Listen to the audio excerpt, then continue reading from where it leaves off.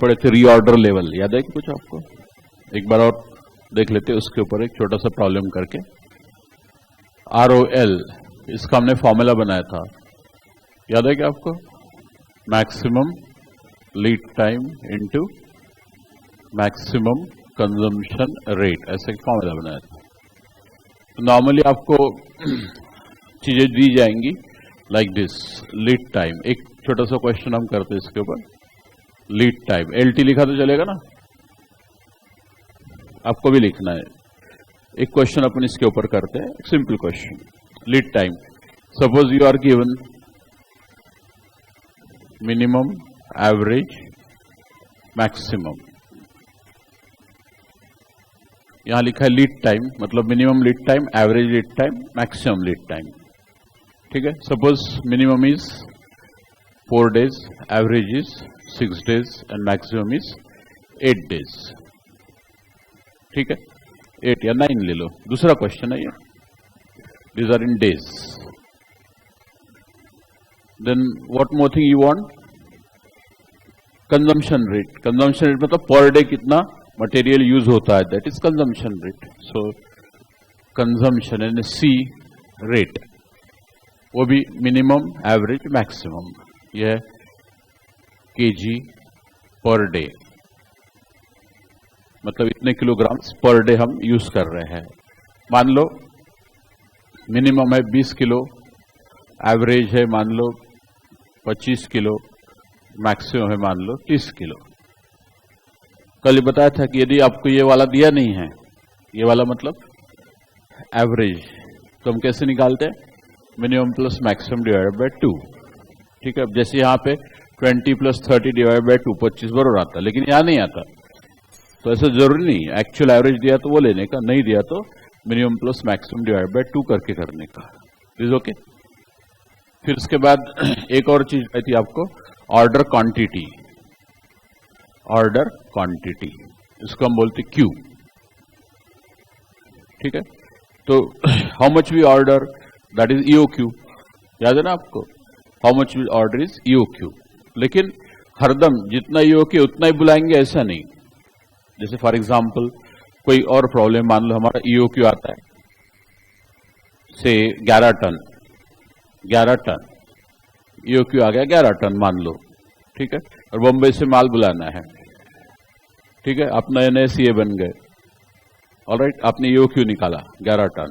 फिर सप्लायर को फोन किया कि भैया 11 टन माल भेज।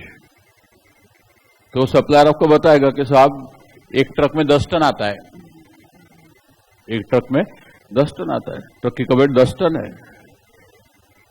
तो आप बोलेंगे तो फिर क्या? नहीं तो फिर 10 ही टन भेजता। वो बोलेंगे नहीं नहीं, मैं CA हूं कि तू है?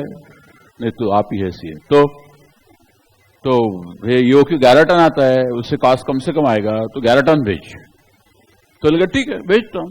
तो क्या करेगा? एक ट्रक में 10 टन भेजेगा, दूसरे ट्रक में 1 टन भेजेगा। फिर आपको कितना महंगा पड़ेगा? पड़ेगा कि नहीं पड़ेगा? तो आपके नौकरी चली जाएंगे, ऐसा कुछ गलत डिसीजन लिया तो ये जो सिर्फ सारी चीजें हम यहां पढ़ते हैं, चाहे वो कॉस्टिंग हो, अकाउंट्स हो, इनकम टैक्स, कुछ भी हो, ये थियोरेटिकल रहता है और इसका एक प्रैक्टिकल डायमेंशन रहता है, that also has to be taken into consideration.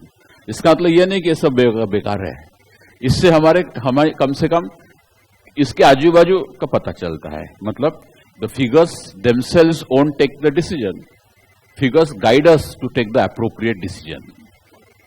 तो समझ रहे हैं? ये जो सारे फॉर्मूले, कैलकुलेशंस ये जो रहते हैं, ये हमें डिसीजन लेने में मदद करते हैं।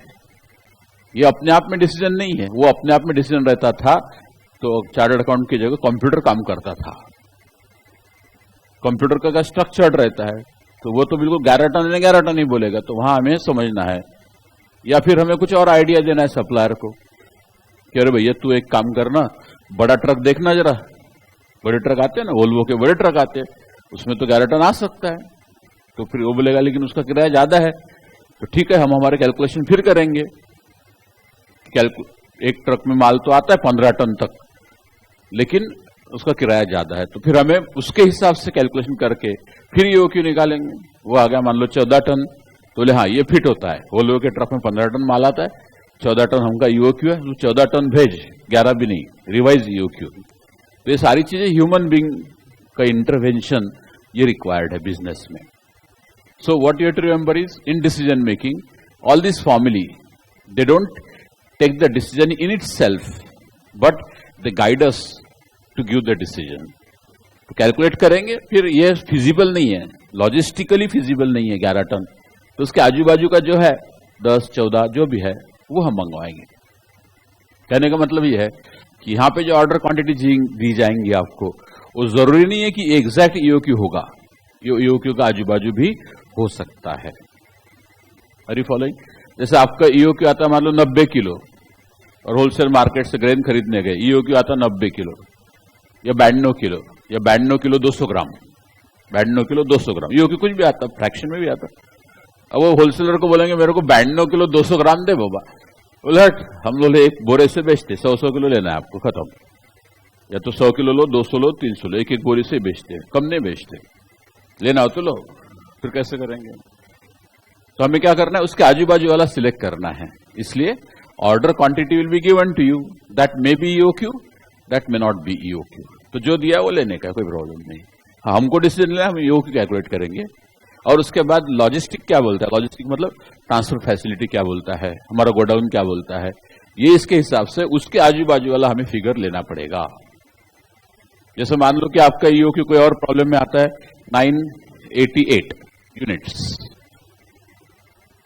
988 यूनिट्स या ठीक है 988 यूनिट्स, और वो सामने वाला हमको बोलता है कि भैया 988 यूनिट्स हम नहीं देंगे. क्यों नहीं देंगे?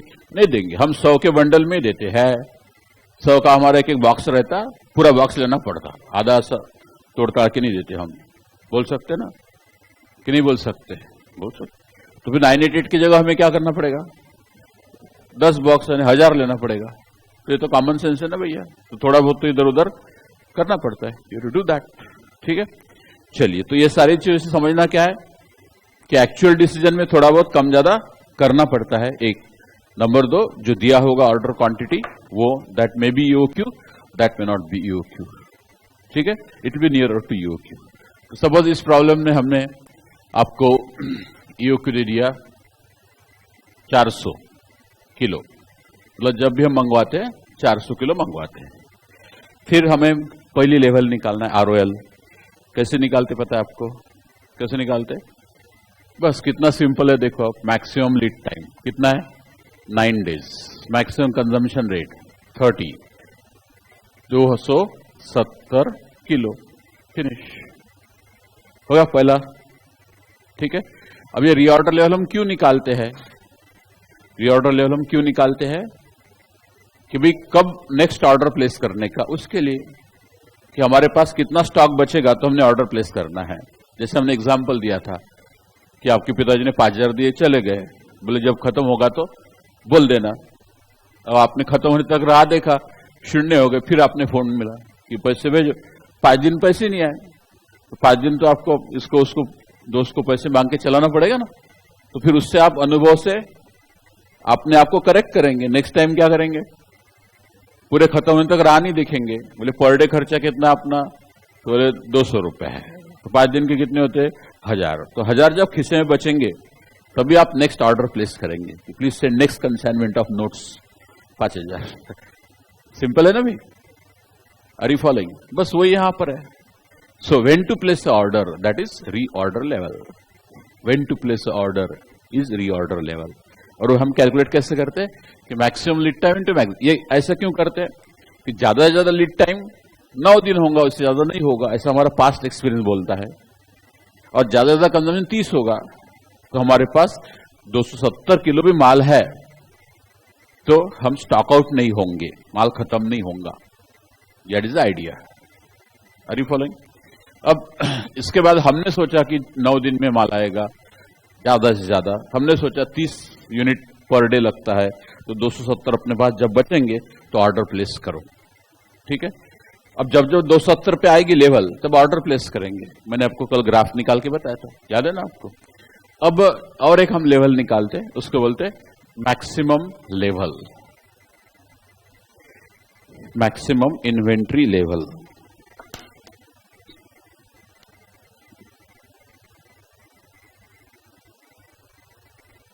मैक्सिमम इन्वेंटरी, इन्वेंटरी मतलब स्टॉक लेवल, मतलब अपने पास वो पर्टिकुलर आइटम का स्टॉक ज्यादा से ज्यादा कितना होना चाहिए, कितना हो सकता है।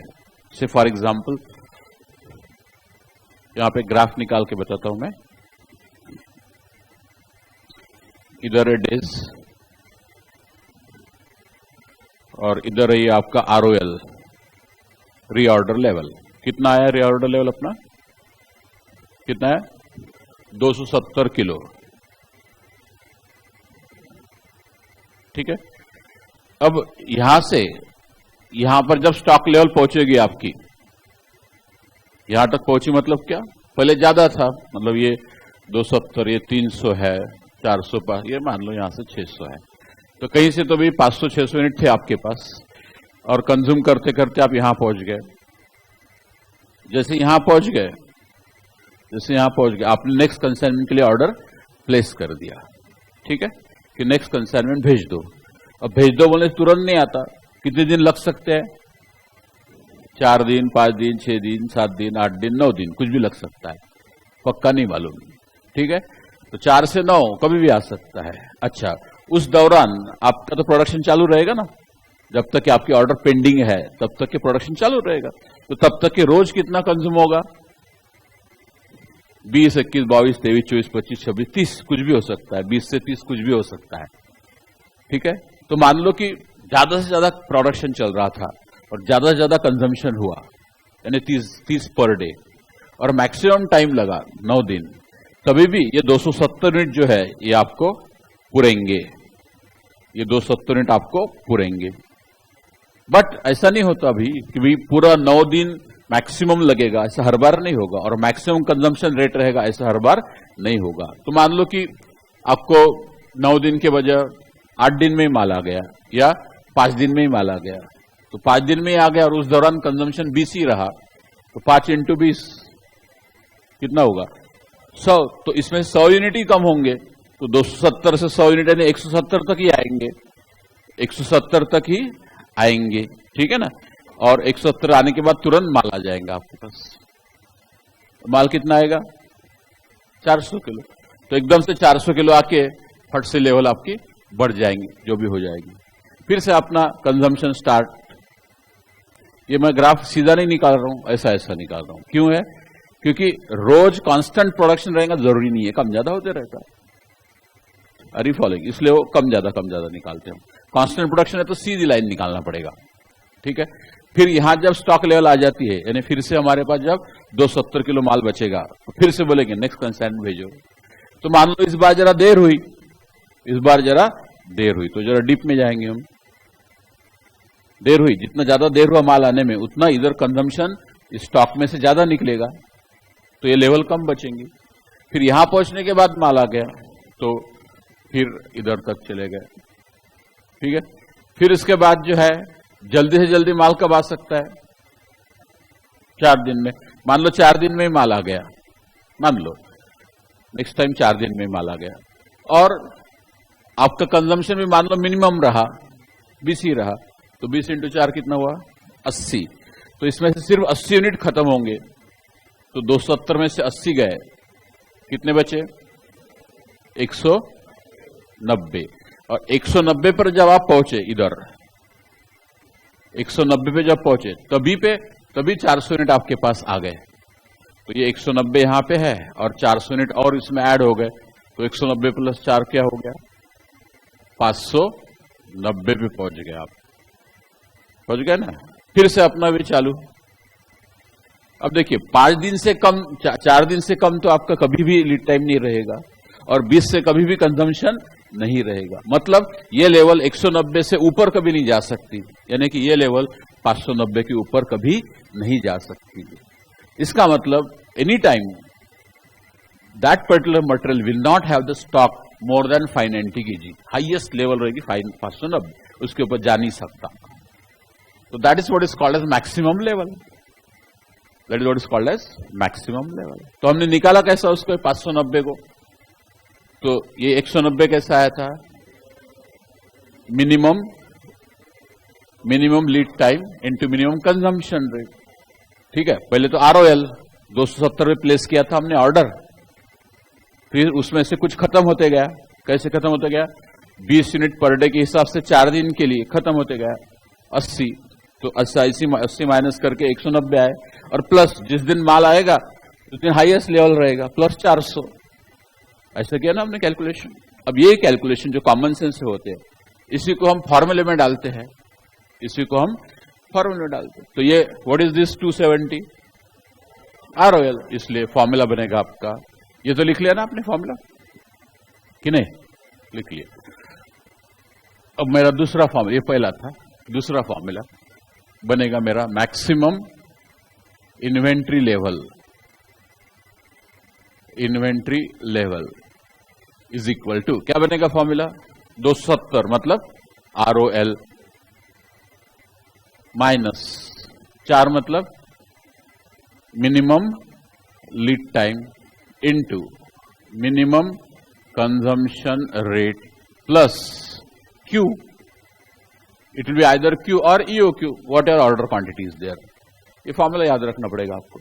अब हरदम हम कॉमन सेंस लगा के डिराइव नहीं करेंगे फॉर्मूला, एक बार बता दिया कैसा आता, इसके बाद फॉर्मूला याद करो, टकाटक वैल्यू डालो, आंसर निकालो, फिनिश। Have understood? तो आपकी जो इन्वेंटरी लेवल है वो ज्यादा से ज्यादा इतनी रहेंगी, तो वैल्यू डाल के इधर देखो, ROL 270 minus minimum lead time कितना है?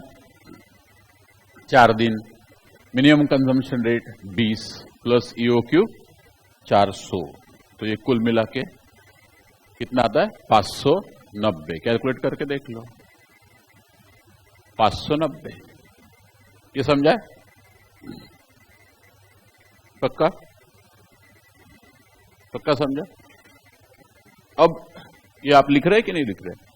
Everything we ought I write on board that you are suppose to write, पहली बात, ठीक है? तो ये आ गया दूसरा फॉर्मूला जिससे हम निकाला मैक्सिमम लेवल। अब ये क्यों निकालते बोले हम, जैसे ROL क्यों निकालते साहब? ROL क्यों निकालते? तो ऑर्डर कब प्लेस करना है पता होना चाहिए ना, पिताजी को फोन कब करना कि आगे भेजो पैसे, कब करना, उसके लिए ROL, बराबर है। अब यहाँ पे अपना माल स्टॉक आउट नहीं होना चाहिए, प्रोडक्शन रुकना नहीं चाहिए माल के लिए, इसलिए हमने ROL निकाला, और वो जब वहां पहुंचते ROL पे नेक्स्ट कंसाइनमेंट के लिए ऑर्डर भेज देते हैं। अब ये मैक्सिमम लेवल हम क्यों निकालते? तो generally the stock should not go above this level, मतलब हमें पता है कि 590 के ऊपर लेवल नहीं जानी चाहिए स्टॉक की, 590 के ऊपर नहीं जानी चाहिए, नहीं जानी चाहिए। लेकिन गई तो क्या कर लेंगे, कभी कभी जा चली जाती, नहीं जाना चाहिए, लेकिन चली गई तो क्या करेंगे? तो चली गई तो क्यों हो चली गई, ये हमें ढूंढना है। वी हैव टू इन्वेस्टिगेट, मतलब ये कि we calculate maximum level and the stock should not, वो मत लिखो आप, वो मत लिखो, वो दिमाग में रखो। We calculate maximum level and the stock level should normally will not exceed that level, but if actually it exceeds, तो होना तो नहीं चाहिए, कैसे हो गया, तो वो इन्वेस्टिगेट करना पड़ेगा कैसे हुआ। जैसे आप मान लो आपको इलेक्ट्रिक का बिल आता है, पिछले 12 महीने में आपने वो इलेक्ट्रिसिटी का बिल आता ना घर में आपके, कि नहीं आता?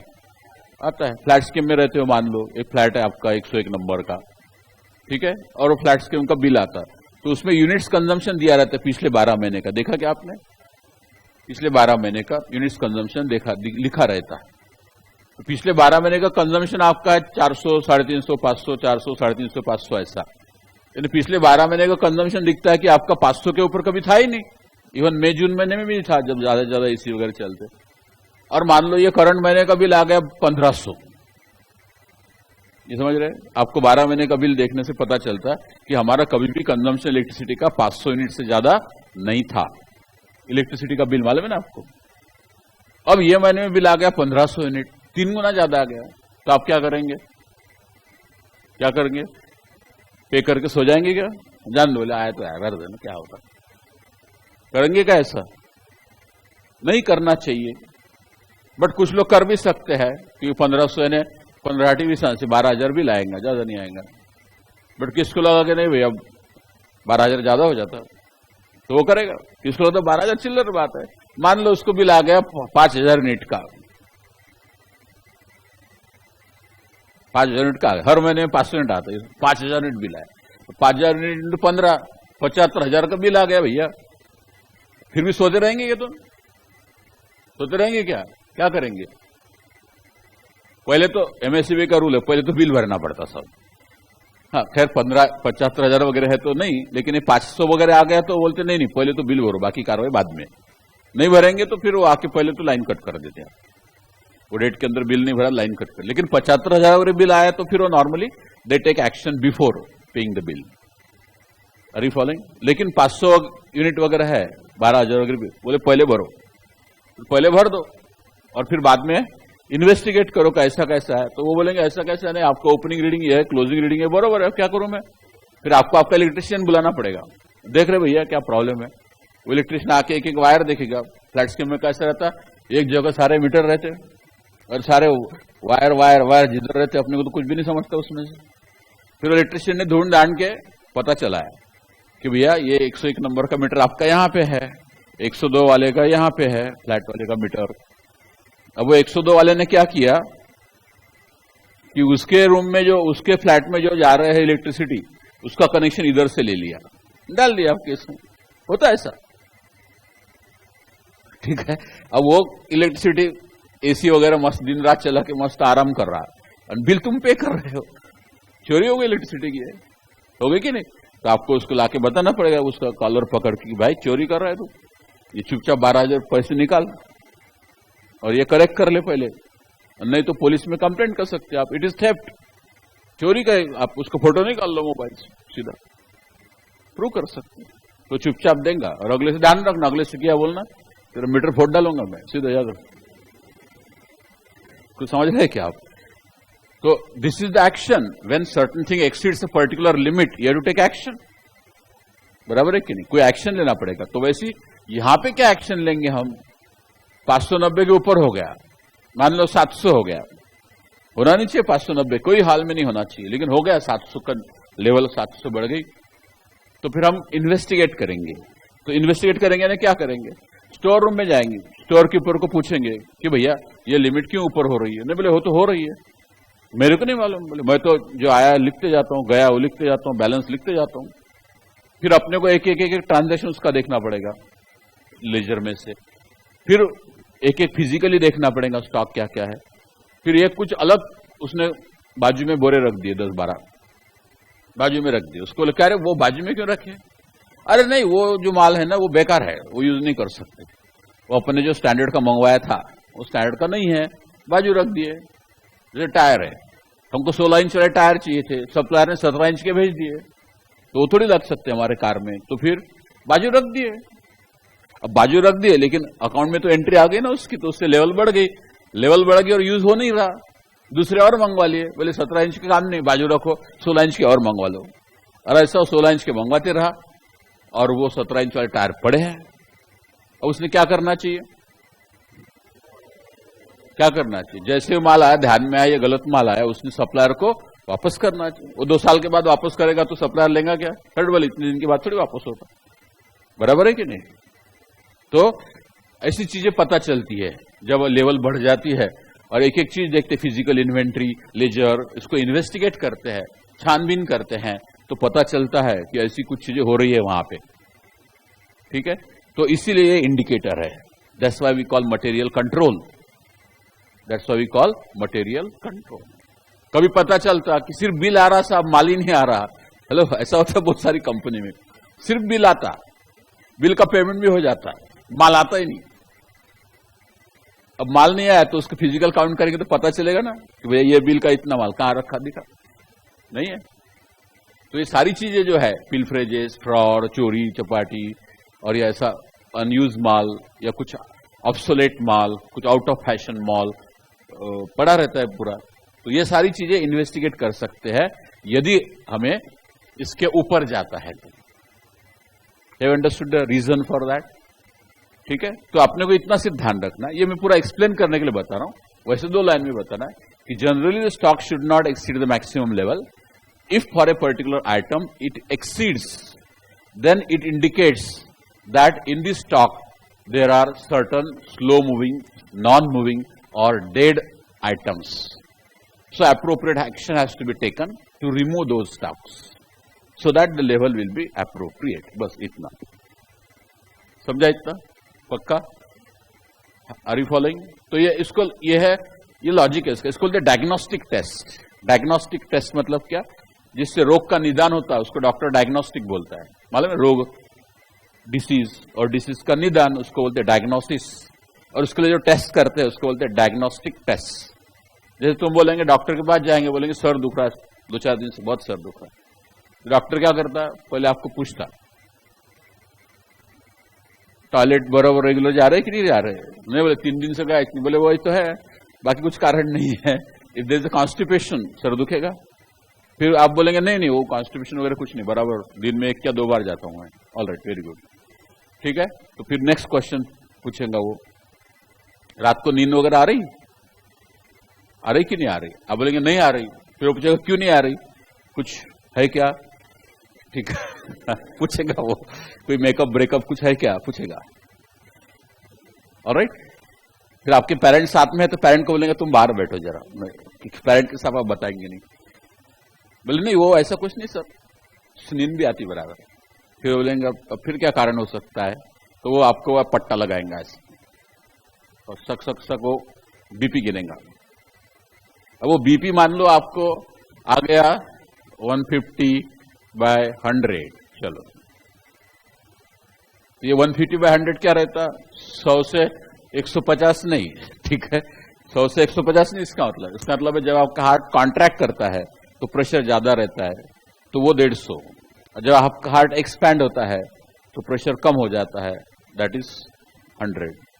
तो इसको सिस्टोलिक बोलते हैं उनकी भाषा में, इसको डायस्टोलिक बोलते, अपनी भाषा में ऊपर का नीचे का बोलते. बट वो सिस्टोलिक डायस्टोलिक रहता क्या है? जब कंप्रेस करता, हार्ट इज अ पंप, तो ऐसा ऐसा ऐसा कंप्रेस करता रहता है, धक टक धक टक धक टक ऐसा चलते रहता हार्ट, ठीक है. तो हर एक बीट के साथ वो ब्लड को ऊपर भेजता है, पंपिंग करता है. तो पंपिंग करते समय प्रेशर बढ़ता है, और जब वो एक्सपैंड होता है हार्ट तब वो रिलीज होता है प्रेशर, तो प्रेशर कम आ जाता है. तो अब ये ज्यादा है कि कम है, ये कब पता चलेगा? ये ज्यादा है कि कम है, गिन तो लिया, बड़ो ज्यादा है कि कम है कैसे पता चलेगा? तो बोले उसका स्टैंडर्ड क्या है, उसका स्टैंडर्ड क्या है? तो फिर उसका स्टैंडर्ड उनको मेडिकल कॉलेज में पढ़ाते 120/80 होना चाहिए. मेडिकल कॉलेज में पढ़ाते 120/80 पढ़ाते. मतलब ये कि भैया नॉर्मल ब्लड प्रेशर 80 होना चाहिए, उसकी जगह 100 है, और ऊपर वाला 120 होना चाहिए 150, ठीक है. इसका मतलब ब्लड प्रेशर ज्यादा है. अब ये बात अलग है कि भाई सबका 120/80 होगा, ऐसे नहीं है. We are human beings, we are not industrial production. तो समझ रहे क्या? जैसे मारुति कार लेंगे आप, मारुति 800, तो उसकी लंबाई मान लो कि 4000 मिलीमीटर है, मिलीमीटर में बताते कार की लंबाई. तो मान लो मारुति अल्टो है, उसकी लंबाई 3900 मिलीमीटर है, तो कोई भी मारुति अल्टो लो, उसकी लंबाई 3900 मिलीमीटर ही रहेगी. वैसा अपना है क्या? 2 भाई लो, दोनों की हाइट अलग अलग, दोनों का कलर अलग अलग, दोनों का दिमाग अलग अलग रहता है. So this is not industrial production. So how can you expect that everybody will have blood pressure 120/80? Not possible. कुछ समझ रहे? तो फिर ठीक है भैया, कम ज्यादा थोड़ा 10 चलता है ना रे. 120 है, वो 140 रहा तो चलता, और ये 80 है, ये 85-90 तक रहा तो चलता. लेकिन 90 के भी ज्यादा है ना, और ये 140 से भी ज्यादा है. तो फिर डॉक्टर बोलेगा कि ये डायग्नोस्टिक टेस्ट है कि नॉर्मल ब्लड प्रेशर कितना होना चाहिए, आपका कितना है, कितने से ज्यादा है मतलब देयर इज समथिंग रॉन्ग. तो एक पहली टेस्ट हो गई कि आपके फंक्शनली कुछ तो भी प्रॉब्लम है. फिर नेक्स्ट इन्वेस्टिगेशन, फिर आपको ब्लड टेस्ट, कोलेस्ट्रॉल, फलाना ढिकाना टक टक टक टक लिख देता, जाके पैथोलॉजी करके आओ, बराबर है. फिर वो ईसीजी निकालेंगे, अनेक चीजें करके ही just finds out why your high blood pressure. और सर तो दुख रहा है आपका हाई ब्लड प्रेशर की वजह से, ठीक है. तो सर क्यों दुख रहा, उसका पता चला ब्लड प्रेशर से. गिना तब पता चला, लेकिन ज्यादा की कम कैसे पता चला? स्टैंडर्ड लोगों ने निकाल के रखा है, जो कि गलत है, उसके बारे में बाद में बात करेंगे. स्टैंडर्ड जो निकाल के रखा है ना, ये एब्सोल्युटली रॉन्ग है. This all duping people. ये लोगों को जबरदस्ती बीपी और हार्ट के पेशेंट बनाने का तरीका है. देयर इज वन, जस्ट बता देते आपको, there is one panel in America, commission जैसा रहता है ना, अपने आप 5th पे कमीशन, 7th पे कमीशन, वैसा एक परमानेंट कमीशन है उनका, उसको बोलते हैं ATP, एडल्ट ट्रीटमेंट पैनल। तो ऐसे बहुत बड़ी भारी लोगों का एक कमीशन है, एडल्ट ट्रीटमेंट पैनल उसका नाम है। और वो उसके ऊपर गवर्नमेंट लोगों को नॉमिनेट करता है। कौन से लोगों को नॉमिनेट करता है? जो फार्मास्यूटिकल इंडस्ट्रीज, दवाई बनाने वाली कंपनियां बड़ी बड़ी, उसके डायरेक्टर, उसके साइंटिस्ट इसके ऊपर नॉमिनेटेड है। और वो कमेटी डिसाइड करती है कि तुम्हारा ब्लड प्रेशर क्या होना चाहिए, तुम्हारा शुगर लेवल क्या होना चाहिए, और तुम्हारा हर एक पैरामीटर क्या होना चाहिए। अब वो बोलेंगे कि भाई आपका नॉर्मल ब्लड प्रेशर 140/90 होना चाहिए, ठीक है। तो आधी से ज्यादा जनता जो अभी पेशेंट है वो नॉन पेशेंट हो जाएंगे, देयर ब्लड प्रेशर भी ओके। तो उनको ज्यादा ज्यादा दवाई बेचनी है, ज्यादा दवाई बेचनी है, तो क्या करेंगे वो लोग? ये लेवल कम करते जाते हैं। और फैक्चुअली कम किया हुआ है, फैक्चुअली कम किया हुआ है। About 20 years ago they used to say your blood pressure should be 140/90। 20 years के पहले 140/90 बोलते थे। फिर 2-3 साल पहले से वो बोल रहे कि नहीं, वो 120/80 होना चाहिए। और आजकल तो बोलते नहीं, ये भी ज्यादा हो गया, 110/70 ही होना चाहिए बोले बस। So that everybody should become blood pressure patient, and once he take a tablet he has to continue for the whole life, and they will keep on selling their own tablets and making money. It is a big fraud on people of the world. क्योंकि America जो करेगा वो हमारे doctor follow करते हैं, India के समझे बगैर फॉलो करते, बिल्कुल समझे बगैर। आपके घर में पेरेंट्स आपके डॉक्टर होंगे तो उनके साथ आर्गुमेंट करने के लिए, साइंटिफिक एविडेंस उनको देने के लिए मैं तैयार हूं। शुगर का भी वैसी बोलते, वो क्या फास्टिंग 80 होना चाहिए शुगर, और पोस्ट मील 120 होना चाहिए, मतलब खाना खाने के बाद शुगर 120 होना चाहिए और फास्टिंग 80 होना चाहिए। भंपक है ये। 20 साल पहले वो बताते थे your age plus 100 should be your sugar, your age plus 100 should be your sugar. मेरा एज 65 साल है तो 65 प्लस 100 165 भी है तो कोई प्रॉब्लम नहीं, कोई दवाई लेने की जरूरत नहीं, I am not diabetic. But फिर उनकी दवाई कैसे बिकेंगी? बोलो, नहीं बिकेंगे ना। कम कर दिए लेवल, और कम करते करते जा रहे हैं। एंड देन दे से कि India is capital of diabetes, क्योंकि इंडिया में सबसे ज्यादा लोग डायबिटीज है। क्यों? लेवल कम कर दिया ना भैया तुमने। जैसा गवर्नमेंट का है, गवर्नमेंट, कांग्रेस गवर्नमेंट ने बोला था कि पॉवर्टी, अबव पॉवर्टी लाइन बहुत कम लोग रह गए, पॉवर्टी कम हो गई। पॉवर्टी कम करने का एक सिंपल उपाय क्या है कि पॉवर्टी की लेवल का इनकम है वो कम कर दो ना। वो कांग्रेस ने किया था 18 रुपए, हेलो 18 रुपए पर डे इनकम। तो जिसका भी इनकम 18 रुपए पर डे से नीचे है वो पुअर है, और 18 रुपए के ऊपर है वो पुअर नहीं है। और बोले कि हाँ पॉवर्टी हमारी कम हो गई। तो ये सब स्टैटिस्टिक्स के चक्कर है। सामान्य लोगों को समझता नहीं क्या हो रहा, पॉवर्टी अचानक कैसे कम हो गई, डायबिटीज के पेशेंट अचानक कैसे बढ़ गए। तो ये अब देखो, इंटरेस्टेड पार्टी यदि उसमें बैठती है कमीशन में, इंटरेस्टेड पार्टी यदि बैठती है तो वो तो वही करेंगे ना, उनका मुनाफा कैसा हो। और जो अमेरिका में जितनी दवाई की कंपनियां हैं वही इंडिया में ही है, वही दवाइयां इंडिया में बेचती है मैक्सिमम। इंडियन कंपनीज बहुत कम है, रेड्डी लेबोरेटरी जैसी 2-4 ही है, बाकी सारी अमेरिकन कंपनीज है, and they make huge profit. Cholesterol की गोली देते सबको, रोज खाओ बोलते हैं कोलेस्ट्रॉल की गोली, 40 से 60-70 रुपए की एक गोली आती है। और जिस उसको देनी चाहिए डॉक्टर, बोले प्रोटोकॉल है वो देना ही पड़ता, जबकि उन्होंने अभी नोटिफिकेशन बहुत सारा उसके ऊपर, वो भी फ्रॉड है बहुत बड़ा, उसके ऊपर 2 घंटे लिख देना पड़ेगा जान। It's a fraud. कोलेस्ट्रॉल की गोली तो लेने ही नहीं चाहिए, उससे आपका जो brain is made up 70% of cholesterol. Brain जो बना है आपका मैटर 70% कोलेस्ट्रॉल से बना है, और उसको कम करने के लिए गोलियां खा रहे हैं। तो जो लोग कोलेस्ट्रॉल की गोली खाते हैं उनको कैंसर होता है, उनका ब्रेन काम नहीं करता, क्योंकि ब्रेन का कोलेस्ट्रॉल नीचे नीचे कम होते जाता है, उसको ये हाथ में उसको स्ट्रेंथ नहीं रहती है, 5 किलो का वजन नहीं उठाते आता उसको।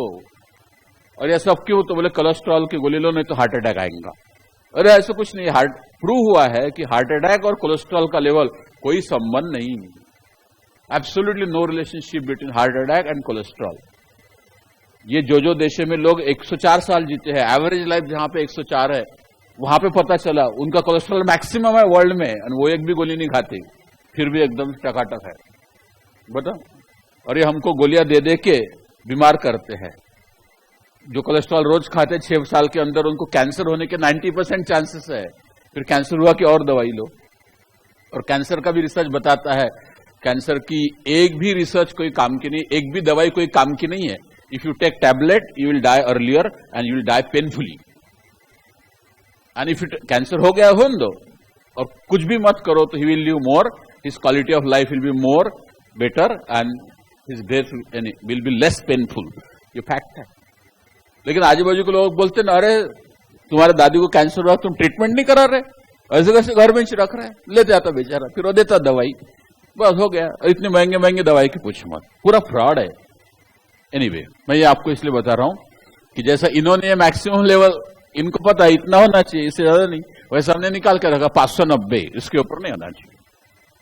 तो ये स्टैंडर्ड्स हमके निकालने हैं, ताकि उससे ज्यादा होता है तो we have to take appropriate steps.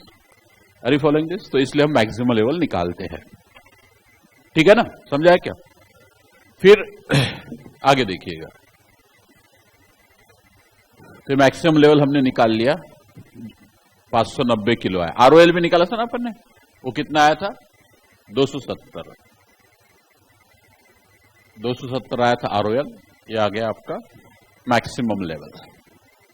फिर आगे देखिए,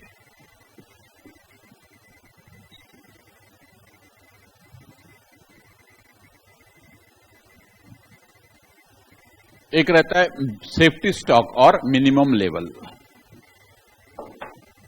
safety stock, safety stock bracket में उसको शॉर्ट में बोलते एसएस, और इसी को बोलते minimum level. Minimum level, safety stock और मिनिमम लेवल, बात एक ही है। अब हमने मैक्सिमम लेवल निकाल लिया, तो मिनिमम कितना होना चाहिए? मिनिमम के लिए क्या करने का? देखो, जैसे हमने आपको बताए थे कि आपके पिताजी ने 5,000 रुपए दे दिए, फिर जब आपके पास 1,000 बचते हैं, 1,000 बचते हैं, तब आप क्या करते? नेक्स्ट ऑर्डर प्लेस करते हो, करते ना, और फिर वो 5 दिन में पैसे आ जाते, काम बराबर हो जाता, कभी 4 दिन में, कभी 3 दिन में। लेकिन मान लो कि भैया 5 दिन में आप 200 के हिसाब से 1,000 खर्च कर रहे हो, लेकिन मान लो कि ऐसा हुआ कि एक बार ऐसा हुआ कि 5 दिन क्या 10 दिन हो गए तब भी पैसे नहीं आ गए, तब क्या होगा? वो जो 1,000 रुपए जब आपके पास बचे तो आपने ऑर्डर प्लेस कर दिया, लेकिन वो पूरे खत्म होने तक के 5 दिन में पैसे आए नहीं, तो और 2-3 दिन आगे हो गए मान लो, तो आए नहीं पैसे, तो वो 3 दिन के लिए आपकी हालत खराब होंगे ना, होंगे कि नहीं होंगे? तो ऐसा 1-2 बार हो गया कि अरे बाप रे, ये तो 5 दिन के बजाय भी 8 दिन में आ रहे पैसे। पिताजी को फोन किया तो बोलते अरे क्या करे, सब बिजनेस में रेसेशन है, क्या करे, अब तो थोड़ा सा जब पैसे मेरे पास आएंगे तब भेजूंगा, अब ये क्या करूं, थोड़ा एडजस्ट कर। तब आप क्या करोगे? नेक्स्ट टाइम क्या करोगे? इस बार तो 3-4 दिन बगैर पैसे के निकाल लिया आपने, अगले टाइम क्या करेंगे आप? और पहले ऑर्डर प्लेस करेंगे, 1,000 नहीं, 1,000 से भी और पहले करेंगे कि नहीं करेंगे? ठीक है, चलो बोले वो और 4-5 दिन नहीं आते तो 2,000 बचे तभी फोन कर लो, और ताकि अपने पास के स्टॉक आउट नहीं होना चाहिए। सेम थिंग यहां पर, सेम थिंग ये हमारे प्रॉब्लम में भी वैसी है कि भाई ये सब हमने डिसाइड कर लिया कि आरओएल कितना है, हमारा कितना है, आरओएल 270 है, फिर 270 केजी में हमने ऑर्डर प्लेस किया, और यदि मैक्सिमम 9 दिन में माल आता है तो ओके, मैक्सिमम इतना कंजम्पशन होता है तो ओके, लेकिन कभी कभी हो जाता 9 के जगह 12 दिन लग गए तो स्टॉक आउट हो जाएगा ना, और स्टॉक आउट हो जाएगा तो प्रोडक्शन रुक जाएगा, स्टॉक आउट होगा तो प्रोडक्शन रुकेगा, प्रोडक्शन रुक गया तो लेबर को तो पेमेंट करना ही है, वर्कर्स को पेमेंट करना ही है। आप ऐसा बोल सकते हैं क्या कि भैया आज छुट्टी, आज माल ही नहीं है, आज घर जाओ, पगार भी नहीं मिलेगा। घर तो खुशी से जाएंगे लेकिन पगार तो होना, बोले हम तो आए ना, खत्म बात, बोलेंगे नहीं बोलेंगे। तो ये स्टॉक आउट होने से, रॉ मटेरियल आपका खत्म हो जाने से आपका कितना नुकसान है? एक तो माल भी नहीं बना, फिर वेजेस फुकट देने पड़ेगे कि नहीं, फिर फैक्ट्री का रेंट वगैरह जो भी होगा फुकट गया, फिर उसके बाद माल बना नहीं इसलिए बिका नहीं इसलिए प्रॉफिट नहीं हुआ, लॉस ऑफ प्रॉफिट हो गया। तो कितना भयंकर है स्टॉक आउट होना। इसलिए हमें ये जो हमने निकाला है आरओएल, उसके बाद एक और लेवल निकालते हम, जिसको हम बोलते हैं मिनिमम लेवल। मिनिमम लेवल, इसी को बोलते हैं सेफ्टी स्टॉक। सेफ्टी स्टॉक यानी कम से कम कितना हमारे पास रहना चाहिए, ठीक है, कम से कम, उसको सेफ्टी स्टॉक बोलते हैं। Are you following? अब वो सेफ्टी स्टॉक हम कैसे निकालते हैं? तो एक एक का अपना अपना इंडस्ट्री का अनुभव रहता है। जो manager, stores manager, production manager, they themselves decide कि सेफ्टी स्टॉक क्या होना चाहिए। उसका ऐसा कोई स्टैंडर्ड लॉजिक नहीं है। लेकिन यहां पर हमें तो कोई एक्चुअल में काम नहीं कर रहे हम, तो यहां पे हम एक ऐसा फॉर्मूला बता देते हैं आपको जिससे नॉर्मली निकालते हैं। तो मिनिमम लेवल ये ऐसा निकालते हैं, मैक्सिमम लीड टाइम आप लिख लीजिए into maximum consumption rate minus average lead time into average consumption rate, ऐसा निकालते हैं। ठीक है, यानी हम क्या करते हैं, मैक्सिमम टू मैक्सिमम कितना होगा हमारा, तो 9 इंटू 30, 9 इंटू 30 कितना हुआ 270, माइनस एवरेज में कितना होगा, तो 6 इंटू 25 150, तो 270 माइनस 150 कितने आए 120। तो 120 हमारे पास मिनिमम स्टॉक होना चाहिए, that is called a safety stock. ठीक है, और आपका अनुभव कुछ और बताता है तो वो लेवल आप उसके ऊपर भी सेट कर सकते हैं, 120 के बजाय 150।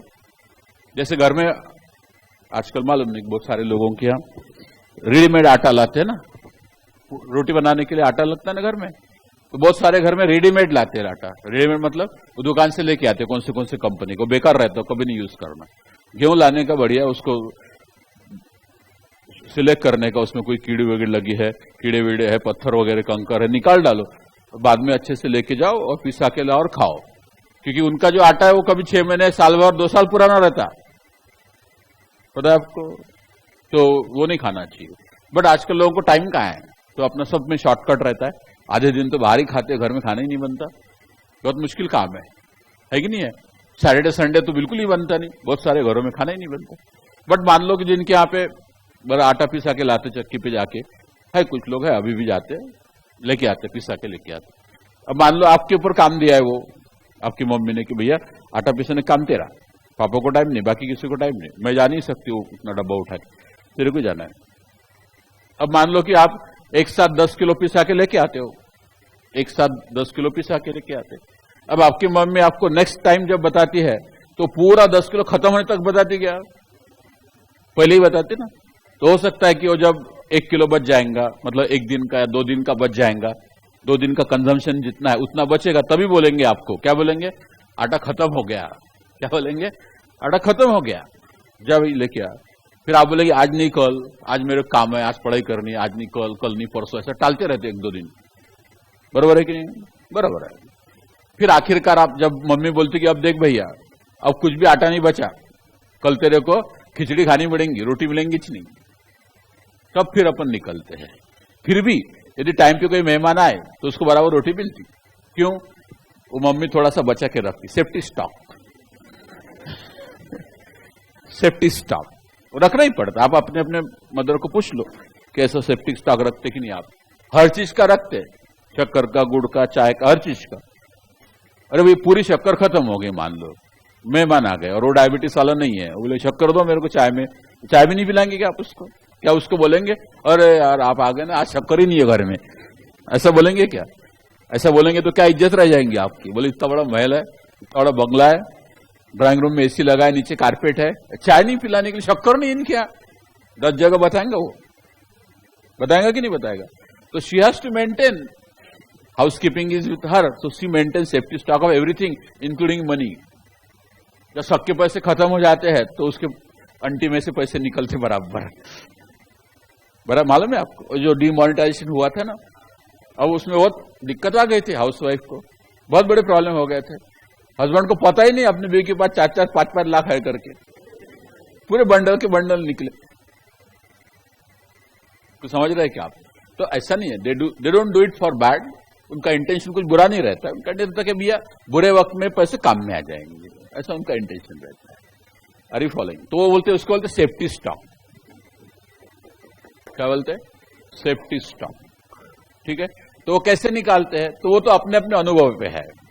मान लो किसी मम्मी का लड़का जो है वो बहुत ही इफिशिएंट है, उसको बोला कि पिसाने को जाने का है, आटा पिसाने को जाने का है, बोलते ठीक है, वो सब काम छोड़ के पहले अपना डब्बा लेके जाता है। ऐसा है तो वो क्या करेंगी, वो शायद आधा किलो के आटा सेफ्टी स्टॉक मानेंगी। लेकिन किसी मम्मी का बेटा ऐसा है कि 8 दिन तक टालते ही रहता, आज नहीं कल नहीं परसों पर, तो वो ज्यादा स्टॉक रखेंगी कि नहीं रखेंगी। तो ये इंडिविजुअल मैनेजर पे, उसके अनुभव पे डिपेंड करता है। लेकिन हमारे पास तो कोई अनुभव नहीं, हम तो कोई एक्चुअल फैक्ट्री में काम नहीं कर रहे, तो हम क्या करें, हम ये फॉर्मूले से निकालेंगे, maximum into maximum minus average into average, खत्म। समझा? अब यहां पे मैक्सिमम इंटू मैक्सिमम कितना है देखो, मैक्सिमम लीड टाइम 9 दिन, maximum consumption rate 30 minus average lead time 6, average consumption rate 25, तो ये आ गया 270 minus 150 is equal to 120 kilo. इसका मतलब है कि हमारी मिनिमम लेवल जो है 120 किलो होना चाहिए।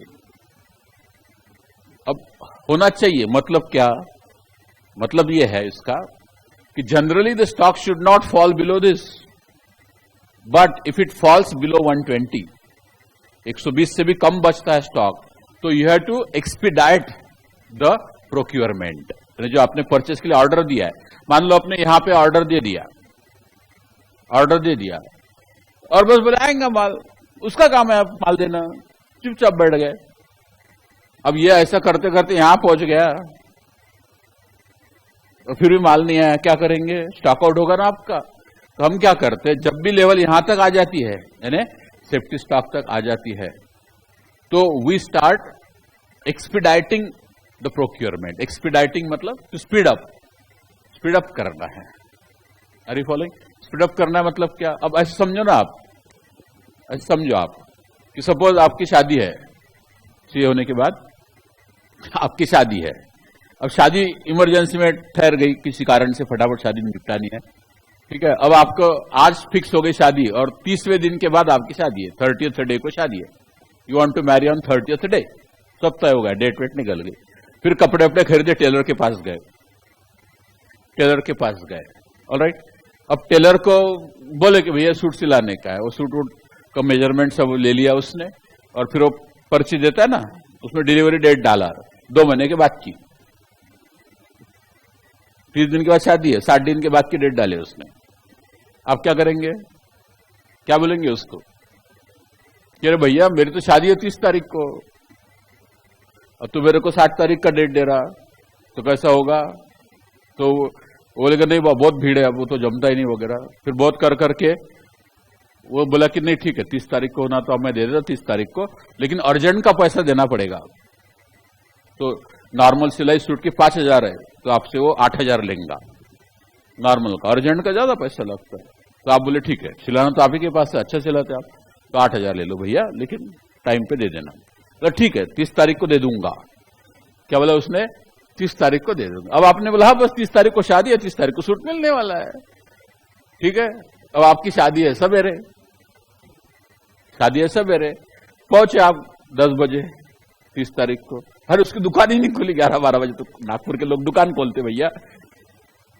फिर जैसे तैसे दुकान खुली, तो वो बोलता है डिलीवरी टाइम तो शाम को रहता है ना, अब वो तैयार है लेकिन थोड़ा सा वो काजे बटन बाकी है उनका, बराबर वो काजे बटन बाकी रहता है। अब बटन लगाने के और काजे क्या बोलते हैं आप, होल जो रहते उसको जो सिलाते ना, वो बाकी है, बोले वो शाम तक हो जाएगा। अगर सवेरे शादी शाम तक क्या हो जाएगा, तो आप ऐसा करेंगे क्या, उसने 30 तारीख भी बताई भी होंगी, तो आप उसको पहले तो बोलेंगे 30 दिन के बाद शादी है, तो उसको 30 दिन नहीं बोलेंगे, आप 25 दिन बोलेंगे, पहले ध्यान रखो।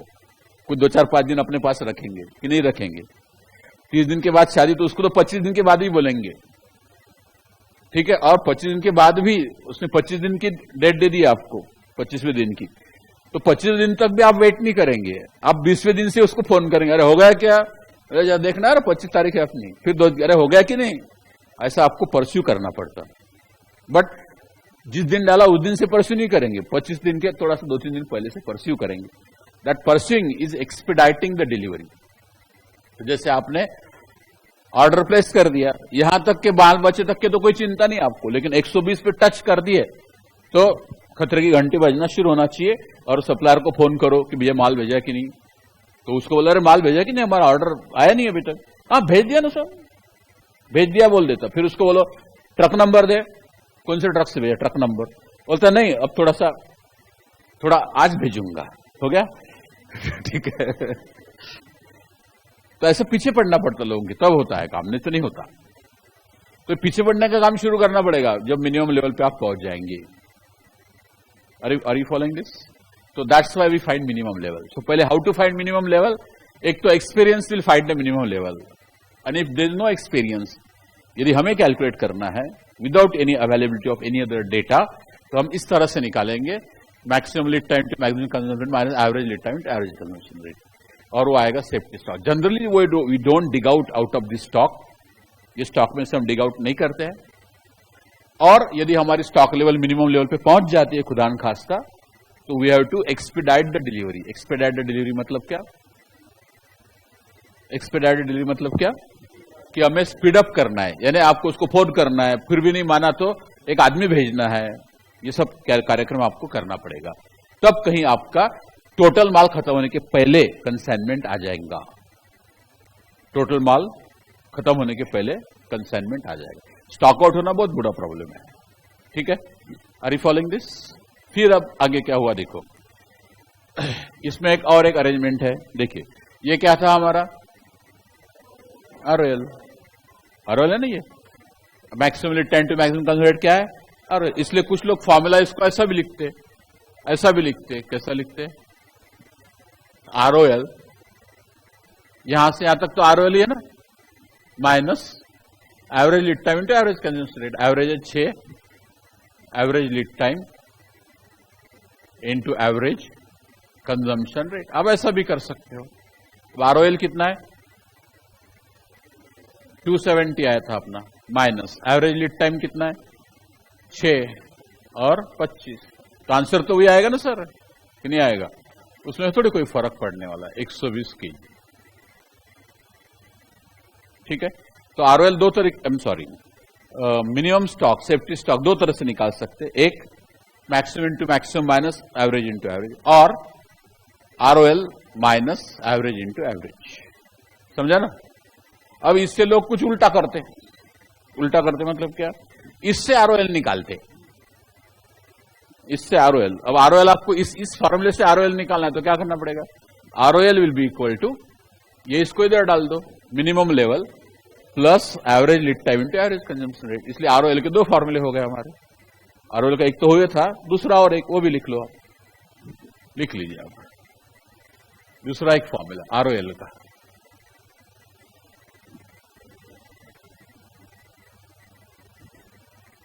ROL is equal to safety stock, याद है ना आपको, मिनिमम लेवल प्लस, याद है क्या, average lead time into average consumption rate. ये समझा ना कैसा है, कुछ नहीं, इधर से उधर किया हमने। अब ये एवरेज लेवल को, मिनिमम लेवल को क्या बोलते हैं, safety stock, SS plus average lead time into average consumption rate. तो आरओएल हम दोनों प्रकार से निकाल सकते हैं, ये समझा क्या आपको? ये पहला वाला फॉर्मूला वो भी सही है, ये भी सही, आंसर वही आएगा। Are you following? करके बताऊं, सेफ्टी स्टॉक कितना है हमारा, बोलो, 120 plus average lead time 6, average consumption rate 25, 120 plus 150 कितना आएगा, 120 प्लस 150 200 था ना, पहले निकाला हुआ 270, याद है कि नहीं? तो आंसर तो वही आएगा, लेकिन प्रॉब्लम में डेटा कैसा देते, उसके ऊपर से कुछ उल्टा पुल्टा करना पड़ता। यहां तक समझा? यहां तक हो गया। तो हमने देखा है आरओएल, याद है ना, फिर देखा मैक्सिमम लेवल, फिर देखा मिनिमम लेवल। अब मिनिमम लेवल क्यों निकालते हुए बताया कि generally we don't dig out of this stock, it is safety stock, buffer stock, but if the level touches this then we have to start expediting the delivery. मतलब supplier को बार बार phone करो, आदमी भेजो, जो भी है जल्दी कर भैया। अब उसके बावजूद भी माल भेजा ही नहीं उसने, तो क्या कर लेंगे? आपने एक्सपीडाइट किया, 10 बार फोन किया, आदमी भी भेज दिया उसके पास, तभी भी आया नहीं माल, तो क्या करेंगे? प्रोडक्शन बंद हो जाएगा। प्रोडक्शन तो बंद नहीं होना चाहिए ना हमारा, तो उसके लिए एक और लेवल हम सेट करते, उसको तो डेंजर लेवल। डेंजर लेवल, ठीक है, डेंजर लेवल, ठीक है। अब देखिएगा, अब मान लो कि ये स्टॉक, मिनिमम स्टॉक भी खत्म हो गया, उसके भी नीचे आ गए, बहुत नीचे आ गए हम लोग, बहुत ही कम माल बचा। अब शून्य होने तक राह देखेंगे क्या आप? नहीं। फिर हम क्या करेंगे? फिर हम क्या करेंगे कि लोकली कहीं मिलता है क्या देखेंगे।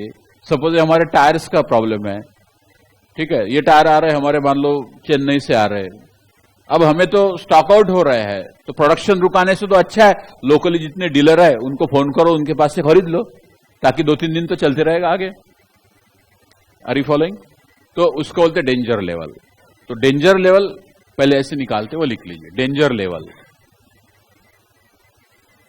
Danger level is equal to minimum lead time for, minimum lead time for emergency purchases, emergency purchases multiplied by average consumption rate. Minimum lead time for emergency, पर इमरजेंसी में खरीदना है हमें। जैसे टायर, आपको कार को लगाने के लिए टायर चाहिए, ठीक है, दिल्ली में फैक्ट्री है मारुति उद्योग की, और टायर आते हैं मान लो चेन्नई से, वो आ ही नहीं रहे, तो सिर्फ टायर के लिए गाड़ी रुकी नहीं रहेंगी ना भैया, प्रोडक्शन रोक नहीं सकते हम। तो फिर हम क्या करेंगे? एक काम करो, बोले कि लोकल में खरीदना है, दिल्ली के जितने टायर के डीलर है उनसे ही खरीदना है, तो उनसे भी खरीदना है तो फोन करके माल थोड़ी आता, पहले तो ढूंढना पड़ेगा अपनी रिक्वायरमेंट के टायर किसके पास कितने हैं, फिर उसको ऑर्डर देना पड़ेगा, पेमेंट देना पड़ेगा, तब माल आएगा। तो 2-3 दिन तो लगेंगे ना भैया, उसमें भी लोकली भी खरीदने में 2-3 दिन लगेंगे कि नहीं लगेंगे? लगेंगे। तो मिनिमम पीरियड डेंजर लेवल है, इमरजेंसी परचेस के लिए कितना टाइम है? तो मान लो 3 दिन है, मान लो 3 दिन है, तो यहां हम लिखेंगे 3 इंटू एवरेज कंजम्पशन रेट कितना आपका 25, तो ये हो गया 75 kg। यानी हमारे पास जब 75 kg माल बचेगा तब हमने क्या करना है? लोकल परचेस करना है। लोकल मतलब इमरजेंसी में परचेस करना है। Are you following? जब हमारे पास सिर्फ 75 बचेंगे तो हमें क्या करना है? लोकली परचेस करना है। That will be at little higher rate, costly पड़ेगा वो, लेकिन प्रोडक्शन ठप होने से तो अच्छा है, प्रोडक्शन ठप होने से तो अच्छा है ना। अब कोई बोलेगा मेरे को कि समझो ये तो खरीद लिया हमने, ये 3 दिन पुरेंगे आपको, ये 3 दिन पुरेंगे और 3 दिन आप सस्टेन कर सकते, उसके बाद भी उधर से माल आया नहीं तो लोकली खरीदते रहो ना, रोज का रोज बस। अब लोकली टायर खत्म हो गए सारे पूरे मार्केट के, तो क्या करेंगे? चुपचाप बैठना पड़ेगा। फिर ये होगा एक्स्ट्रा ऑर्डिनरी केस। ऐसा होगा क्या भैया टायर, मेरे गाड़ी का टायर बदलना है और नागपुर के सारे डीलर के पास के टायर ही खत्म हो गए, ऐसा होगा क्या? नहीं, ऐसा नहीं होगा, कुछ तो सोल्यूशन निकलेगा। बट होता ही है, जैसा ये अपना कोल्हापुर, सांगली में इतना बारिश हुआ, देखा होगा आपने टीवी पे, तो वो दुकान किसी बोर्ड ही दिखते हैं, सिर्फ बोर्ड दिखते हैं। बोर्ड, आपका जो दुकान का बोर्ड है उसके नीचे तक पानी है, 15-15 फुट तक पानी है, पूरे सांगली शहर में पानी है। तो फिर ये तो भैया इमरजेंसी है या एक्स्ट्रा ऑर्डिनरी है, एबनॉर्मल है। उसमें तो सबके सब जिसके टायर की दुकान होंगे उसके टायर भी पानी में बह गए, रास्ते में कार खड़ी की है तो वो भी बह गए, घर का फर्नीचर तैर रहा था उधर रास्ते पे, और जो रास्ते पे हाईवे पे कार चलती है वो उसमें मोटर बोट चल रही थी बढ़िया हुर करके, देखा होगा आपने टीवी पे। अब ये तो इमरजेंसी है, या इसको बोलेंगे हम एबनॉर्मल चीजें है, इसके लिए हम कुछ नहीं कर सकते। इट इज कॉल्ड विस मेजर। विस मेजर मतलब ऊपर वाले की दया, ऊपर वाले के वजह से हुआ। इट इज कॉल्ड विस मेजर। विस मेजर मतलब वो भगवान का है, उसमें कुछ नहीं कर सकते, उसमें कुछ नहीं कर सकते, उसमें सारी चीजें फेल हो जाती। ठीक है, तो हमने आपको कल ही बताया था, प्लानिंग जो होता है वो नॉर्मल चीजें के लिए होता है, एबनॉर्मल के लिए नहीं होता। तो हमने पहले क्या किया, ROL, माल खत्म 270 तक बचा कि ऑर्डर प्लेस करने का, उसके बाद राह देखने का, 120 तक आ गए नीचे तो जल्दबाजी करने का खरीदने के लिए, और उसके बाद 75 ही बचा तो लोकली खरीद के लाओ और स्टार्ट कंटिन्यू प्रोडक्शन।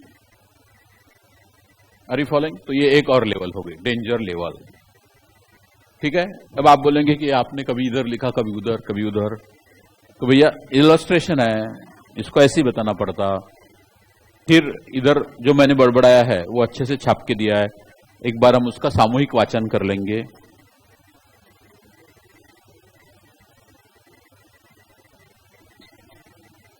देखिए पेज नंबर 2.2 निकालो सब लोग, पेज 2.2। देखिए reorder level, when the balance quantity of the material reaches reorder level then requisition for purchase of new lot is Saint.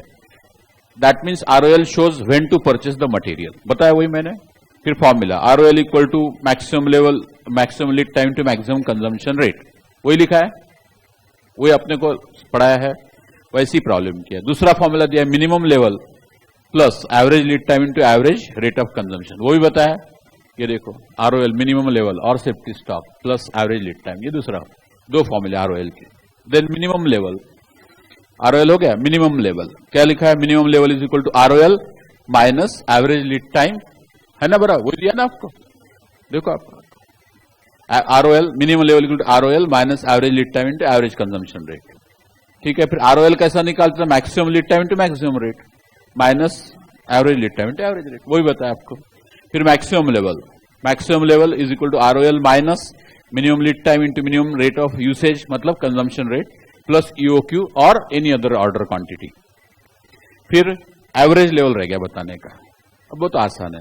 Average level, अब मिनिमम मालूम है, मैक्सिमम मालूम है, तो एवरेज क्या होगा, minimum plus maximum divided by 2, इसलिए formula दिया है average level is equal to, नीचे वाला देखो, maximum level plus minimum level divided by 2, ठीक है। अब और एक फॉर्मूला है उसमें, minimum level plus order quantity, वो कैसा आता बताते, देखिए इधर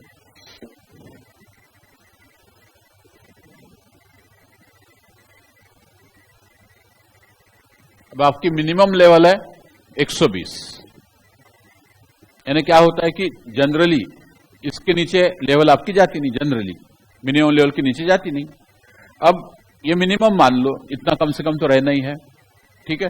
और आप ऑर्डर क्वांटिटी कितनी है आपकी 400, तो जब 120 पे पहुंचे मान लो आप, तो 120 प्लस 400 करो, कितने हुए, यहां पे 0 है, यहां 120 400 कितने हो गए 520, ठीक है। अब मिनिमम आपकी 120 रहेगी, ज्यादा से ज्यादा 520, इसका एवरेज निकालो। एवरेज कैसे निकालते, 120 प्लस 520 डिवाइड बाय 2, बराबर है।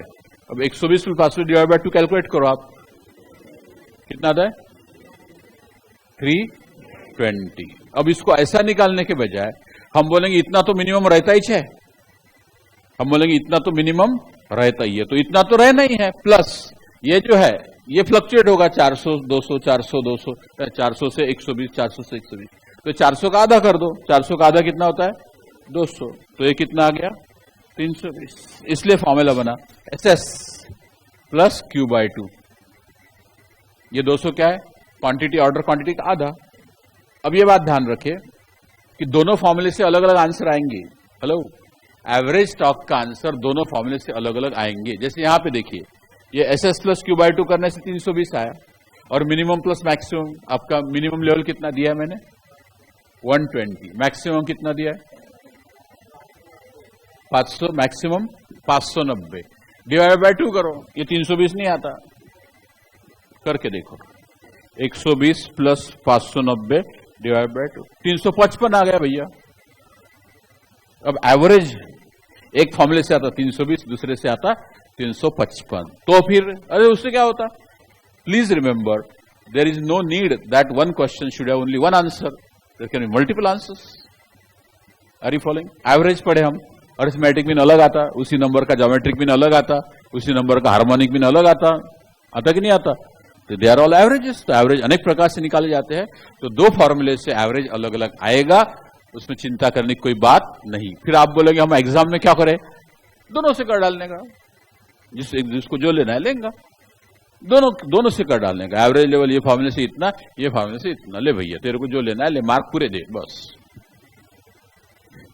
समझे ना। तो उसमें कोई इश्यू नहीं है, दो अलग अलग फॉर्मूले से आंसर अलग अलग आते हैं, उसमें कोई इश्यू नहीं है, चलता है। अपने दिमाग में क्या बैठा रहता है कि दो में से एक सही है, बस दो में से एक सही, ये डेबिट तो दूसरा क्रेडिट, दोनों नहीं हो सकते, ऐसा नहीं होता। रियल लाइफ में बहुत जटिल होते हैं का समस्याएं, बहुत जटिल। वो एक बार एक फादर संडे को संडे सरमॉन होता है ना चर्चेस में, संडे को जाते हैं, संडे प्रेयर बहुत बड़ा होता है, फिर फादर भाषण देते हैं, मतलब रिलीजियस डिस्कोर्स होता है। तो उसमें फादर ने बताया कि those who believe in God and those who live moral life they go to heaven. बरोबर है, those who live moral life, अच्छा चारित्र जिनका है, and those who believe in God, और भगवान में विश्वास करते हैं, they go to heaven, and those who don't believe in God and live immoral life they go to hell. ठीक है, अब एक आपके जैसा खड़ा हो गया, फादर डिफिकल्टी, बोले क्या? तो बोले what will happen to that person who lives moral life but don't believe in God, and what will happen with that person who believe in God but live immoral life, where will they go? अब आ गया ना problem. तो अपने को ऐसी आदत है कि एक ऐसा नहीं तो वैसा, दो में से एक, ऐसा नहीं है, दोनों हो सकता है, दोनों हो सकता है। Are you following? अब आगे वो स्टोरी सुनना है आपको तो बताता हूं। आगे ऐसा है कि वो फादर रुक जाते हैं, बोलते देखो ये बहुत आपका ट्रिकी क्वेश्चन है, I could not answer it extempore, मैंने अभी के अभी नहीं बोल सकता हूं, तो आप थोड़ा सा रुक जाइए, अगले संडे बताऊंगा। I will go study and Bible और बाकी सारे ग्रंथ में पढ़ूंगा, I will find out the answer and tell you next Sunday. जैसे मेरे को भी कभी कोई चीज नहीं आई मान लो, तो मैं आपको वही बोलूंगा कि कल बताता हूं भैया, लेकिन वो तो संडे टू संडे मिलते हैं ना, तो संडे को बताएगा। फिर फादर घर गए अपने, और उन्होंने दिन रात सारे ग्रंथ पलटा डाले, कहीं कुछ मिल नहीं रहा कि those who live moral life but don't believe in God where will they go, and those who believe in God but live immoral life where will they go, पता नहीं चला ऐसा उनको। तो फिर अब जैसे संडे आ रहा था तो ज्यादा टेंशन में आ गए वो, ठीक है, और फिर दिन रात अपना चालू ही था 5-6 दिन से उनका, तो दिन रात नींद भी नहीं है उनको। तो अचानक फिर उनको नींद आ गई सैटरडे को। अब मान लो 5 दिन से आदमी पढ़ ही रहा है, जाग ही रहा है, तो उसको सैटरडे शाम को रात को जब बेड में गया तो उसको नींद ही आ गई जबरदस्त, और फिर सपना आया उसको नींद में। ठीक है, तो सपने में, ठीक है, सपने में उसको क्या क्या दिखा? ठीक है, तो सपने में ऐसा हुआ कि he happened to board the train and the train went to the heaven, train गई स्वर्ग में। ठीक है, अब ट्रेन स्वर्ग में जाने के पहले ही उनकी नींद खुली, सपने में नींद खुली, एक्चुअल में नींद नहीं खुली, सपने में उनकी नींद खुली before the train reach the haven. और फिर बाजू वाले को पूछा उन्होंने, मैं कहाँ हूं? तो बोले आप तो ट्रेन में है। बोले ट्रेन कहाँ जा रही? स्वर्ग में जा रही। तो फादर खुश हो जाते कि यदि ट्रेन यदि स्वर्ग में जाती है तो I will get the answer to my question. ठीक है, तो answer to my question, answer to my question है कौन, कैसे? तो बोले Buddha, Mahavira, Socrates, all this these great people, they didn't believe in God. ये तीनों लोग गॉड में विश्वास नहीं करते थे, but they live very moral life. तो बोले ये तीन यदि मेरे को उधर मिल जाए, स्वर्ग में दिख जाए, तो मेरा आंसर मिल जाएगा मेरे को, और नहीं दिखेंगे तब भी मेरा आंसर मिल जाएगा। तो बोले अच्छा है, बोले उधर ट्रेन जा रही है। तो फिर थोड़ी देर के बाद ट्रेन स्वर्ग पहुंचती है।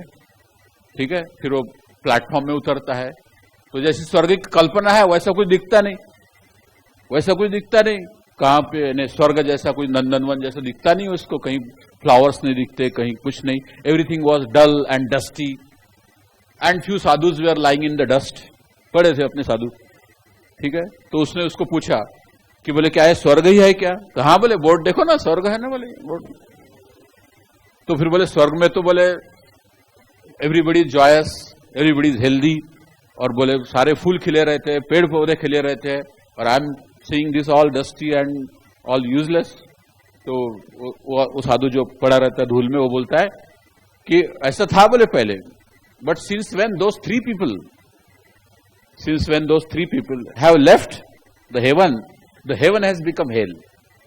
मतलब वो जो तीन लोग थे, महावीर, सोक्रेटिस और भगवान बुद्ध, ये तीन लोग जब चले गए बोले स्वर्ग से, तो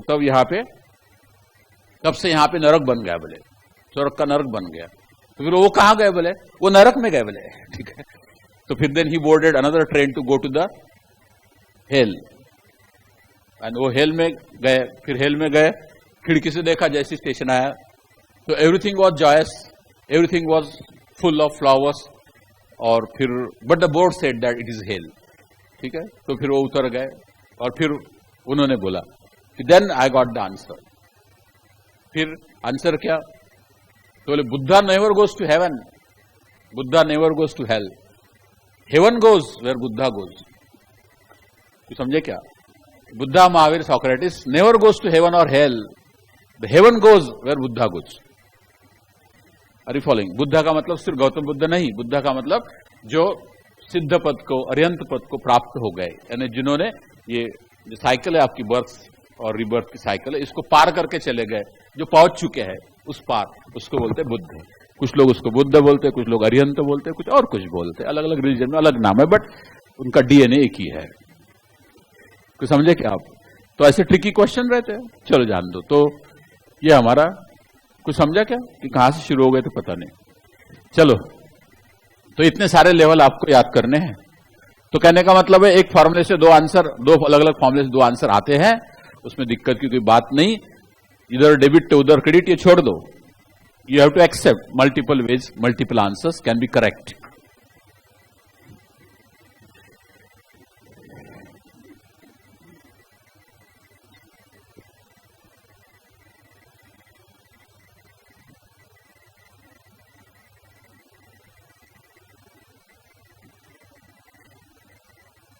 अब एक क्वेश्चन, ये सारा एक्सप्लेनेशन क्या रहता है? जनरली पहला प्रॉब्लम जो रहता है ना, वो इलस्ट्रेशन रहता है, तो वो बहुत डिटेल में एक्सप्लेन करता है, उसके कारण उससे फॉर्मूले बनाने पड़ते हैं, इसलिए टाइम लगता है और उसका प्रेजेंटेशन अच्छा नहीं रहता। लेकिन जब नेक्स्ट प्रॉब्लम करूंगा मैं अभी, तो वो एग्जाम में कैसा लिखना, सिस्टमैटिक बिल्कुल वो।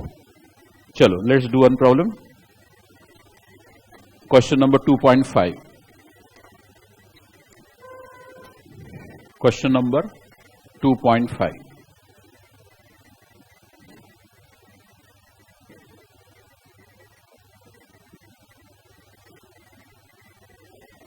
देखिए आपको क्या क्या दिया है। मटेरियल्स एक्स एंड वाई, तो दो मटेरियल है, इतना ध्यान रखना, हर एक मटेरियल की एक लेवल नहीं रहती। जितने मटेरियल रहेंगे उतना आरओएल अलग अलग, हर एक मटेरियल का आरओएल अलग अलग, ईओक्यू अलग अलग, हर लेवल अलग अलग रहेगी। Are you following? तो जैसे मान लो एक कार बनाना है, तो कितने प्रकार के स्पेयर पार्ट लगते पता है आपको? एक कार बनाने के लिए 5000 से ज्यादा अलग अलग पुर्जे लगते सर। जैसे मारुति उद्योग लिमिटेड है, वो कार बनाते हैं, तो वो खुद की फैक्ट्री में सिर्फ गियर बॉक्स, चेसिस, बॉडी इतना बनाते हैं। Engine, gear box, chassis, body इतना बनाते हैं मेन पार्ट, और बाकी सारे हेडलैम्प, टेल लैम्प, कांच, ये वो सारा सीट्स वगैरह सारा रेडीमेड लेते, खरीदते हैं, और उसको जोड़ जाड़ के फिर आपको एज अ कार प्रेजेंट करते हैं। यानी किससे बैटरी लेते हैं, किससे टायर्स लेते हैं, किससे वो सीट्स लेते हैं, किससे वो वाइपर लेते हैं, किससे दरवाजे के हैंडल लेते हैं, किससे कांच लेते हैं। तो they have to procure more than 5000 different components. अब आप मान लो कि कभी टायर नहीं इसलिए प्रोडक्शन रुका, 5000 कंपोनेंट, कभी टायर नहीं इसलिए काम रुका, कभी वाइपर नहीं इसलिए काम रुका, तो ऐसे कितना रोज ही रुकते ही जाएगा। 5000 डिवाइड बाय 365 करो आप, 5000 डिवाइड बाय 360 कितना करो? 5000 डिवाइड बाय 360 13। तो रोज 13-14 आइटम आउट ऑफ स्टॉक रहेंगे रोज ऑन एन एवरेज, तो प्रोडक्शन तो ठप ही रहेगा पूरा सालों साल। तो ये नहीं होना चाहिए, इसलिए सारे लेवल हम निकालते हैं। तो यहां पे क्या समझना है? For every item of inventory, for every component, for every type of raw material, all these levels has to be calculated separately. Are you following this? Are you following? तो आपके पास 5000 कंपोनेंट है, तो 5000 ईओक्यू होंगे अलग अलग, 5000 ROL, 5000 minimum level, और एक का अलग अलग अलग अलग अलग। फिर आप बोलेंगे बाप रे तो बहुत भारी काम होगा ना, इंडस्ट्रियल काम बहुत भारी रहता है, ठीक है। उनका स्टोर्स जो रहता है वो 15-15, 20-20 एकड़ का स्टोर्स रहता है सर। स्टोर्स डिपार्टमेंट जो रहता है 20-20 एकड़ में फैला हुआ रहता है, इतना भयंकर काम रहता है। आप सोचो ना, मारुति उद्योग 5000 कार बनाता होगा रोज की, तो 5000 कार को रखने के लिए जगह कितनी लगती होंगी? एक के ऊपर एक रख सकते क्या डंप करके? नहीं, कितना हेवी रहता है टायर, उनका जगह बहुत भयंकर जगह रखती है उनको। एनीवे, तो हमें दो मटेरियल का दिया है, अभी अपने एक ही का किया था, अब दो का, तो दो का अलग अलग करना है। पहले हम डेटा लिख लेंगे क्या क्या दिया है। Material X and Y, minimum usage 50, तो हमारे पास मिनिमम मैक्सिमम ऐसा लगता है। पहले यूसेज, यूसेज मतलब कंजम्पशन, यूसेज रेट, इसमें हम लिखेंगे मिनिमम, एवरेज और मैक्सिमम। फिर दो प्रकार के मटेरियल है, मटेरियल एक्स और मटेरियल वाई। हमने जो प्रॉब्लम दिया है उसको शॉर्ट में लिख रहे हैं। अब क्या दिया है, minimum materials X and Y, minimum usage 50 units per week, 50 units per week. तो ये मिनिमम है 50, एक्स के लिए भी और वाई के लिए भी। बराबर है क्या कि नहीं? पढ़ो ना आप बराबर। Material X and Y minimum usage 50 units each per week, तो 50 पर वीक है, तो आप लगे तो ऐसा पर वीक लिख सकते हैं, पर वीक। ठीक है, फिर आगे दिया है maximum usages 150 units per week, तो यहां क्या लिखेंगे 150 पर वीक, दोनों का एक। अब आप देखिए एवरेज नहीं दिया उसने, तो हम क्या करेंगे, minimum plus maximum divide by 2, तो 50 प्लस 150 200 डिवाइड बाय 2 यानी 100, बराबर है एवरेज। और 50 और 150 200 कितना आता है 100। तो अभी हमें मिल गया usage rate per week, usage rate per week मिल गया ना, मिल गया, तीनों मिल गए, दोनों मटेरियल के लिए तीनों। फिर क्या चाहिए हमें, लीड टाइम, वो भी दिया है। डिलीवरी पीरियड मतलब लीड टाइम, कल डेफिनेशन दिया ना मैंने, क्या दिया डेफिनेशन लीड टाइम का, time gap between placing the order and receiving the material, उसी को लोग डिलीवरी पीरियड बोल रहे हैं, एक ही बात है। तो लीड टाइम, लीड टाइम ये वीक्स में दिया हुआ है, और पिछला प्रॉब्लम डेज में था, ये वीक्स में, उससे क्या फर्क पड़ता अपने को। फिर मिनिमम, एवरेज, मैक्सिमम, फिर एक्स के लिए और वाई के लिए क्या दिया देखो, delivery period for x 4 to 6 weeks, 4 to 6 weeks यानी हम क्या मानेंगे 4 मिनिमम होगा, 6 मैक्सिमम होगा, और एवरेज फिर क्या होगा 5 होगा, क्योंकि दिया नहीं तो हम क्या करते, minimum plus maximum divide by 2। समझ रहा है ना, एग्जाम का प्रॉब्लम है, देख लो। फिर डिलीवरी पीरियड फॉर वाई 2 से 4 वीक, मतलब 2 4 3, समझा? ठीक है, ये वीक्स में, 2 वीक्स, पिछला प्रॉब्लम डेज में था, ये वीक में है। इतनी सिंपल बात है। If these are weeks this should be per week, if these are days this should be per day, common sense है, समझ रहा है ना? Are you following? चलो आगे, calculate for each material minimum level, maximum level, reorder level, average stock level. आगे कुछ दिया और ऑर्डरिंग क्वांटिटी दिया ना, भूल गया मैं, ऑर्डरिंग क्वांटिटी क्या बोलते हैं हम, क्यू, क्यू बोलते हैं ना, ऑर्डर क्वांटिटी, क्वांटिटी क्यू कितना है, एक्स के लिए अलग, वाई के लिए अलग। एक्स का कितना है 1000 यूनिट्स, और वाई का कितना है 600 यूनिट्स। तो ये साहब हमने प्रॉब्लम लिखा, क्या किया हमने, कुछ भी नहीं, प्रॉब्लम लिख लिया। ठीक है, अब हमारे पास सारे लेवल निकाल लेते, उसने कुछ भी पूछा, पहले ही प्रॉब्लम है ना, सारा निकाल लेते लाइन से, तो जो लाइन से हम पढ़े वो लाइन से निकाल लेते, पहली बार, पहले ही क्वेश्चन होने की वजह से। तो पहला हम क्या पढ़े थे बोलो, ROL, क्या फॉर्मूला था हमारा, maximum lead time into maximum consumption rate. अब ये फॉर्मूले आपको याद करने पड़ेंगे, समझना अपनी जगह है, बट फटाफट याद आके एग्जाम में करते आना चाहिए, तो इसलिए याद करना पड़ेगा फॉर्मूले ये सारे। मैं याद करके आया हूं, मैंने सब बगैर देखे लिखे ना, मतलब याद करके आऊं, आपको भी याद करके आना है। ठीक है, तो मैक्सिमम, अभी दो प्रोडक्ट है आपके पास, एक्स और वाई, तो साथ साथ होलसेल में करने का उसको, साथ साथ। मैक्सिमम लीड टाइम कितना कितना एक्स और वाई के लिए, बोलो कितना है, 6 और 4। मैक्सिमम लीड टाइम 6 और 7, लिख दो इधर, 6 7 into into maximum consumption rate 150 क्या हुआ, 4 है ना ये, कंजम्पशन रेट मैक्सिमम कितना है 150 इक्वल टू 1590 यूनिट्स, और 15 चौक 60, 600 यूनिट्स। फिनिश, ये हो गया फॉर्मूला, ये हो गया आंसर। सिंपल है, कोई डाउट है तो पूछ लो। तो एग्जाम में आपको उसको एक्सप्लेन थोड़ी करना है, मेरे लिए डिफिकल्ट है सारी चीज एक्सप्लेन करने। एग्जाम में क्या है, फॉर्मूला लिखो, वैल्यू डालो, टक से आंसर निकालो, फिनिश। ठीक है, फिर नेक्स्ट क्या निकाला था हमने, याद है क्या निकाला था? मैक्सिमम लेवल, तो वो निकाल लेते हैं। मैक्सिमम लेवल मतलब मैक्सिमम स्टॉक लेवल है, इन्वेंट्री लेवल। इसका फॉर्मूला हमने क्या बनाया था? ROL माइनस, याद है क्या, minimum lead time into minimum consumption rate plus Q। याद है क्या कि नहीं, भूल गए? याद है ना? बस दो प्रोडक्ट है, X और Y। तो X के लिए ROL क्या है बोलो? अभी निकाला ना रे, 900 600, ये क्या है? माइनस मिनिमम लीड टाइम कितना कितना है, 4 और 2। सब तो आपके सामने, अभी उसे फिर डालने का काम बाकी है। 4 और 2, 4 2 into minimum consumption rate 50 50 50 50 plus Q कितना है? इधर 1000, X के लिए 1000, Y के लिए 600, 1600 इक्वल टू तो 900 प्लस 1000 1900 माइनस 5 चौक 20 200 1700 यूनिट्स है ये, ख्याल रखना। फिर उसके बाद इधर 6 और 6 1200 माइनस 100 1100 यूनिट्स। ठीक है, इसका मतलब क्या है कि जब हमारे पास X के 900 यूनिट बचेंगे तो X की ऑर्डर प्लेस कर देना, जब हमारे पास Y के 600 यूनिट बचेंगे तो ऑर्डर प्लेस कर देना।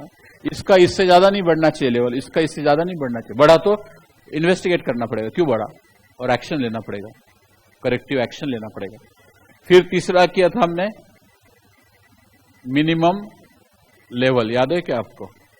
इसी को बोलते हैं सेफ्टी स्टॉक। ये क्या था, इसका एक फॉर्मूला ऐसा भी था, ROL minus average lead time into average consumption rate. था क्या फॉर्मूला ऐसा कि नहीं था? था ना? फिर कैलकुलेट करो, ROL कितना है, कितना है किया था ना अपन ने, 900 X और Y दो अलग अलग करना पड़ेगा, X के लिए और Y के लिए। इसके लिए था 900, इसके लिए था, समझ रहा है क्या कि मैं कर रहा हूं, मैं ही समझ रहा हूं, सब आपके सामने फिगर उठा के लिखना पड़ता है। X का ROL, Y का ROL minus average lead time 5 और 3 5 3 इंटू एवरेज कंजम्पशन रेट 100 मिल रहा क्या, इक्वल टू ये 500 में गए मतलब 400 यूनिट्स और 300। आसान लग रहा है कि नहीं, कि डिफिकल्ट लग रहा है? हेलो, हाँ बोले सब आसान है, सिर्फ फॉर्मूला याद कैसे करना, कैसे नहीं वो तो आपको करना है। उसके लिए क्या मैं कर सकता हूँ आपकी हेल्प? फॉर्मूला याद करना पड़ेगा ना, तो कल तक हो जाना चाहिए फॉर्मूला याद। आपके कॉपी में लिखे है, यहाँ पे छाप के दिए है, विदाउट एनी प्रिंटिंग एरर छाप के दिए है, तो याद करना पड़ेगा। ठीक है, आगे फिर क्या किए थे हमने? मिनिमम मैक्सिमम ROL क्या किए थे? एवरेज स्टॉक था ना, सेफ्टी स्टॉक तो आ गया, एवरेज स्टॉक, सॉरी बराबर, एवरेज स्टॉक क्या फॉर्मूला है हमारे पास? Minimum stock plus maximum stock मतलब इन्वेंट्री मतलब लेवल, डिवाइडेड बाय 2। फिर X के लिए अलग, Y के लिए अलग। बोलिए, मिनिमम स्टॉक कितना है? X का कितना है? 400 प्लस मैक्सिमम स्टॉक कितना है X का? 1700। मिला क्या? अरे वाह, X का मिनिमम कितना है? 400। X का मैक्सिमम कितना है? 1700 डिवाइडेड बाय 2, 1050 यूनिट्स। फिर Y के लिए, मिनिमम Y के लिए है 300, मैक्सिमम Y के लिए है 1100 डिवाइडेड बाय 2, 700 यूनिट्स। ये एक हो गया है। और है ना, उसमें दो तरीके से निकाल सकती है, याद है क्या? तो पहले इतना हो गया लिख के आपका, हेलो, बोर्ड पे है वो लिख के हो गया। This is one standard question of the exam. बहुत भारी रहता है क्या? नहीं, पूरा सी आसान है। पढ़ेंगे नहीं तो डिफिकल्ट है। रोज का रोज पढ़ाई करना चाहिए। फिर इसका और एक आंसर है, वो लिख लीजिए। और इसको और एक तरीके से निकाल सकते हैं। और क्या फॉर्मूला है? Average stock is equal to SS plus Q/2। फिर X के लिए और Y के लिए। X के लिए SS एल्यूमिनियम स्टॉक कितना है? 400। Y के लिए 300 प्लस Q/2, इसका Q है 1000 divided by 2, 600 divided by 2। Calculation करो। 500, 400, 900 यूनिट्स, और इसके लिए 600 यूनिट्स। हो गया? फिर एग्जामिनर को ये अच्छा लगा तो ये लेंगे, वो अच्छा लगा तो वो लेंगे। अपने ऑप्शन दे दिए, दोनों सही, कोई प्रॉब्लम नहीं। हो गया? इसमें कोई डाउट है तो बोलो। पूरा प्रॉब्लम का सॉल्यूशन यहां पे है। और कुछ बचा क्या? देख लो क्या क्या पूछा उसने। क्या क्या पूछा? Calculate for each material minimum level. निकाला ना? ये क्या है? Minimum level. फिर मैक्सिमम लेवल, ये इधर है। फिर ये ऑर्डर लेवल, ये इधर है। फिर एवरेज स्टॉक, ये इधर है। हो गया? फिर आप बोले डेंजर लेवल। अब डेंजर लेवल के लिए क्या चाहिए आपको? इमरजेंसी परचेस को कितना टाइम लगता है, दिया क्या? नहीं तो नहीं निकाल सकते, तो नहीं निकाला हमने, पूछा भी नहीं था उसने। Has he asked? No, he has not asked, we are not told, that's it. जब देंगे और पूछेंगे तो करेंगे, जितना पूछा उतना ही करने का। हो गया? Is that clear everybody? Okay. अब ये देखिएगा, ये सारे लेवल जो निकालते हैं हम अलग अलग फॉर्मूले से, एक्चुअल जो मैनेजर रहता है, he can think and he may set the level other than this. हमने इतने निकाल के रखे, बट वो अपनी सेफ्टी के अनुसार इसको अलग तरीके से सेट कर सकता है। जैसे एक्स मटेरियल है, इसके लिए 900 यूनिट जब हमारे पास बचेंगे तभी ऑर्डर प्लेस करना है, तो वो एज अ सेफ्टी वो मैनेजर ये कर सकता है कि 1000 यूनिट बचे ना तभी प्लेस कर दो ऑर्डर। क्योंकि यदि स्टॉक आउट होता तो उसके ऊपर आएगा कि भैया तुमने माल क्यों नहीं दिया हमको बराबर टाइम पे, प्रोडक्शन वाले उसके नाम से चिल्लाएंगे। तो he will take his own safety measure and he may set the level above this level for his safety purpose. इसका एग्जाम्पल देता हूं मैं आपको। सपोज आप इंटरमीडिएट हो गए, फिर आर्टिकलशिप शुरू हो जाती है ना, मिनिमम ग्रुप 1 होने के बाद you to start articles with the CA. अब सीए के यहाँ पे आपने कोई तो भी सीए के आर्टिकलशिप शुरू किया। फिर उसके बाद एक सेटअप सीए के ऑफिस का कैसा रहता है? 3-4 सीए रहते हैं, एक हाथ सीनियर सीए मेन पार्टनर रहता है, फिर एक हाथ परमानेंट, 1-2 परमानेंट एम्प्लॉय रहते हैं, उनको ऑडिट मैनेजर बोलते हैं वो लोग, तो परमानेंट रहते। आर्टिकल्स तो आते जाते हैं, 2-3 साल काम किए चले। तो परमानेंट तो कोई होना ना, तो एक हाथ मैनेजर रखते हैं, ऑडिट मैनेजर, तो वो पूरा देखते रहता है। ठीक है? वो जनरली नॉन सीए भी रहता है बहुत बार, ऑडिट मैनेजर है वो, नॉन सीए, वो सर ऑफिस मैनेज करता है। अब मान लो कि आप और एक बॉस है आपका सीए। अब एक क्लाइंट आया अपना काम लेके, ये टैक्स ऑडिट है भैया, सीए से बात किया और सीए को बोल दिया कि बोले ये मेरे को 1 महीने के अंदर चाहिए, आई वॉन्ट इन 30 days। क्या बोला वो? क्लाइंट ने बोला 30 दिन में चाहिए। एक काम दिया आपके बॉस सीए के पास, और क्लाइंट ने बोला 30 दिन में चाहिए। फिर वो क्लाइंट का फीस का क्या क्या है निगोशिएशन वो पार्टनर करेगा, मतलब सीए करेगा, वो चला जाएगा। फिर उसके बाद वो सीए जो है वो मैनेजर को बुलाता है, मैनेजर को बोलता है कि ये काम है, ये अर्जेंट है। कितने दिन में बोलेगा मैनेजर को सीए? 25 दिन में।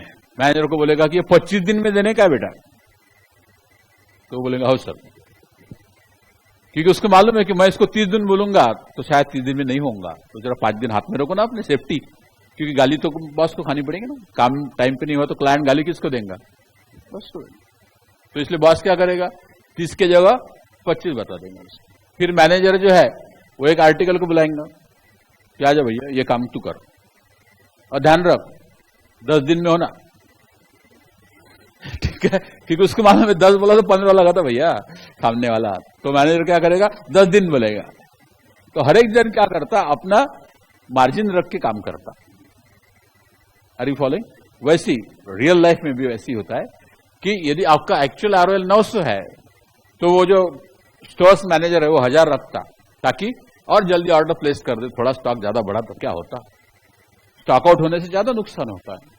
इसलिए कि हर कोई आइटम आपको इस ऐसे नहीं, इससे थोड़ा ज्यादा सेट कर सकते हैं।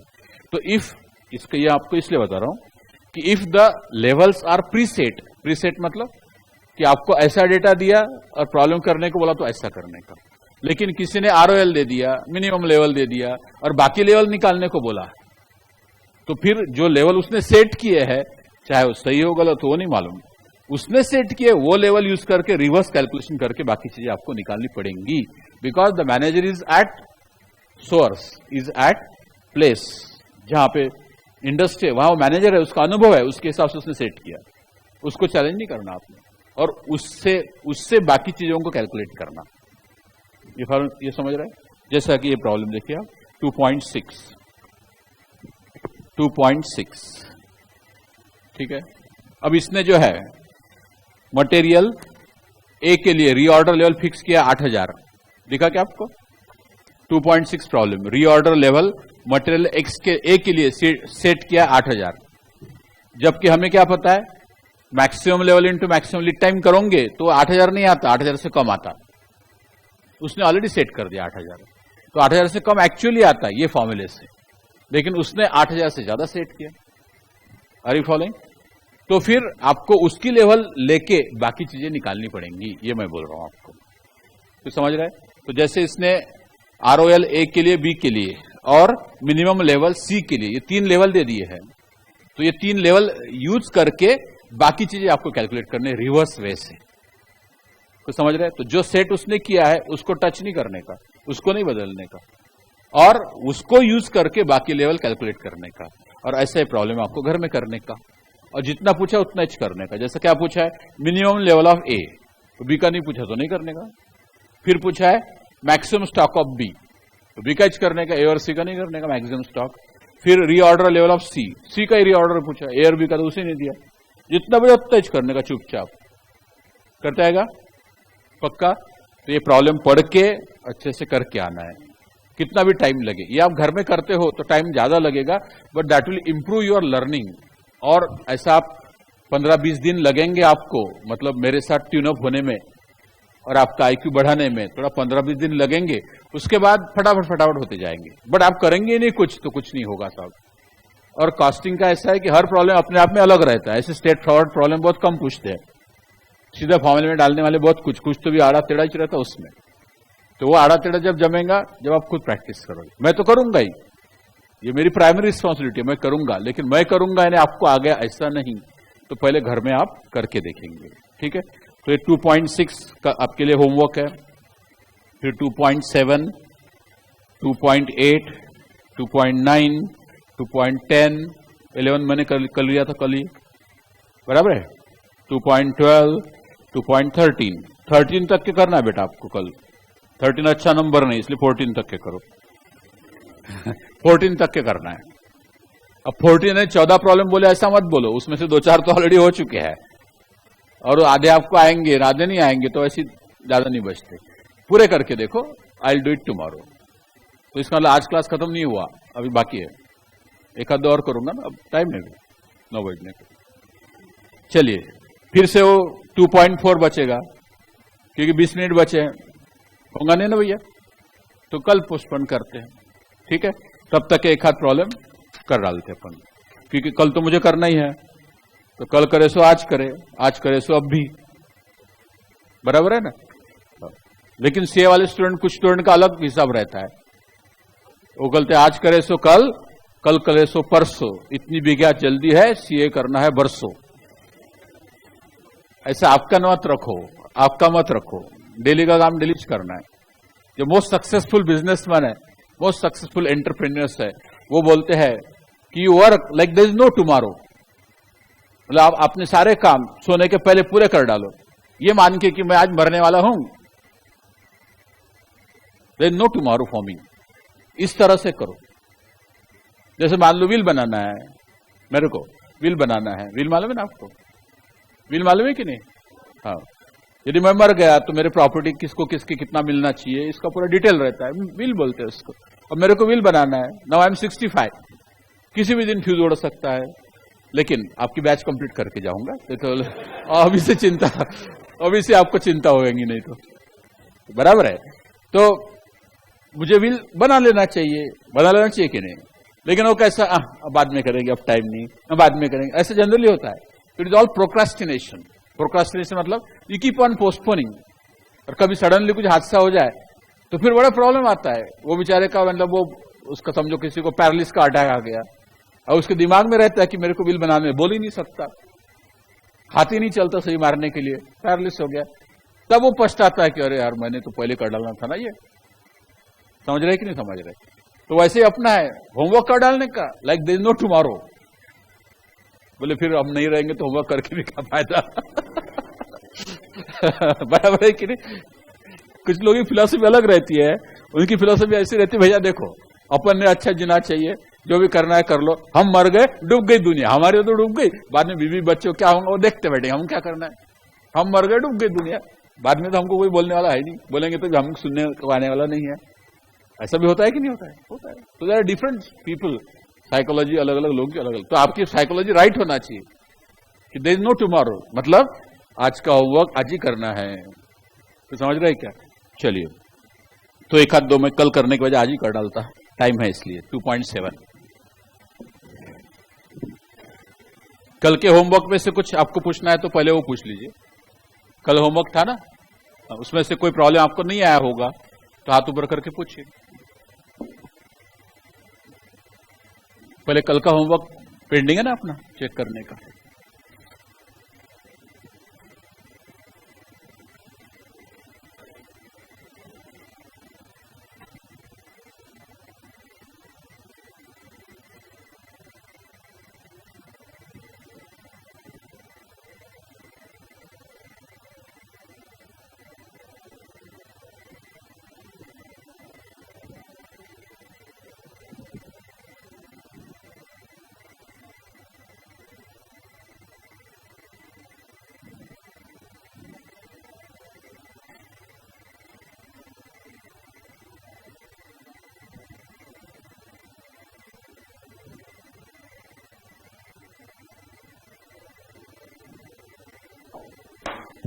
बोलो ना कौन सा होना question? Any question you want please. 2.3 इधर का कि उधर का? प्रैक्टिस वाला। और वो तो सॉल्व है ना बेटा, फिर भी नहीं समझा? अच्छा 2.3 कितने लोगों ने किया? आ गया क्या? आ गया बोलते हैं। देखो क्या बोल रहा है वो, minimum lot size to be supplied is 5000 units, what is the extra cost? कैसे करते हैं अपन? वो टेबल बनाते हैं ना भैया, 52,000 के लिए इतना टोटल कॉस्ट, इसके लिए इतना डिफरेंस निकालो, करके भी दिया है। इसमें सॉल्यूशन है ना ऑलरेडी कि नहीं है? देखो आप, उसके साथ मैच हुआ कि नहीं वो भी बताओ, जिन्होंने किया उसके साथ आंसर मैच हुआ कि नहीं? बस तो फिर क्या कि कर दूं? बोलो तो कर दो, तो कर दूं, पक्का बोलो। सॉल्यूशन भी है उसमें, और सिमिलर प्रॉब्लम बहुत किया अपन ने, कुछ अलग रहा तो मैं बोलता। सॉल्यूशन देने का कारण ही वो है कि मेरे को I need not solve every problem, नहीं तो सिलेबस कब कैसे कंप्लीट होगा।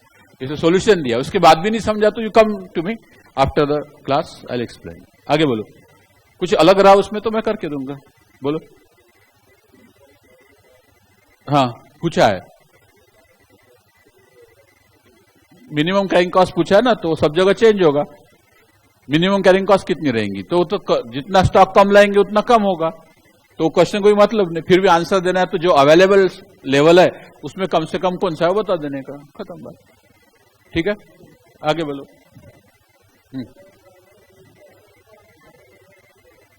हाँ, तो एवरेज स्टॉक Q/2 क्या रहता है?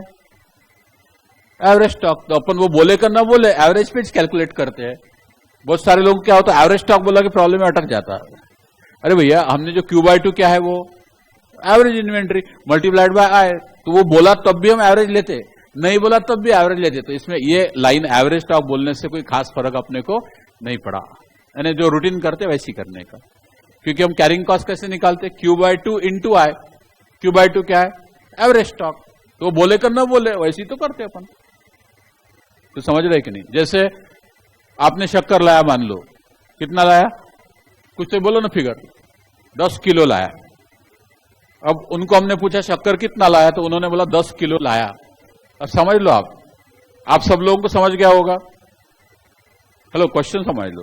मैंने उनको पूछा आपने शक्कर कितनी लाई, तो उन्होंने बोला 10 किलो लाए, 10 किलो लाए। अब ये स्टेटमेंट गलत है, लेकिन फिर भी सबको समझ गया। क्यों गलत है? किलो का मतलब मात्र होता है 1000। किलो का मतलब क्या होता है? 1000 बस।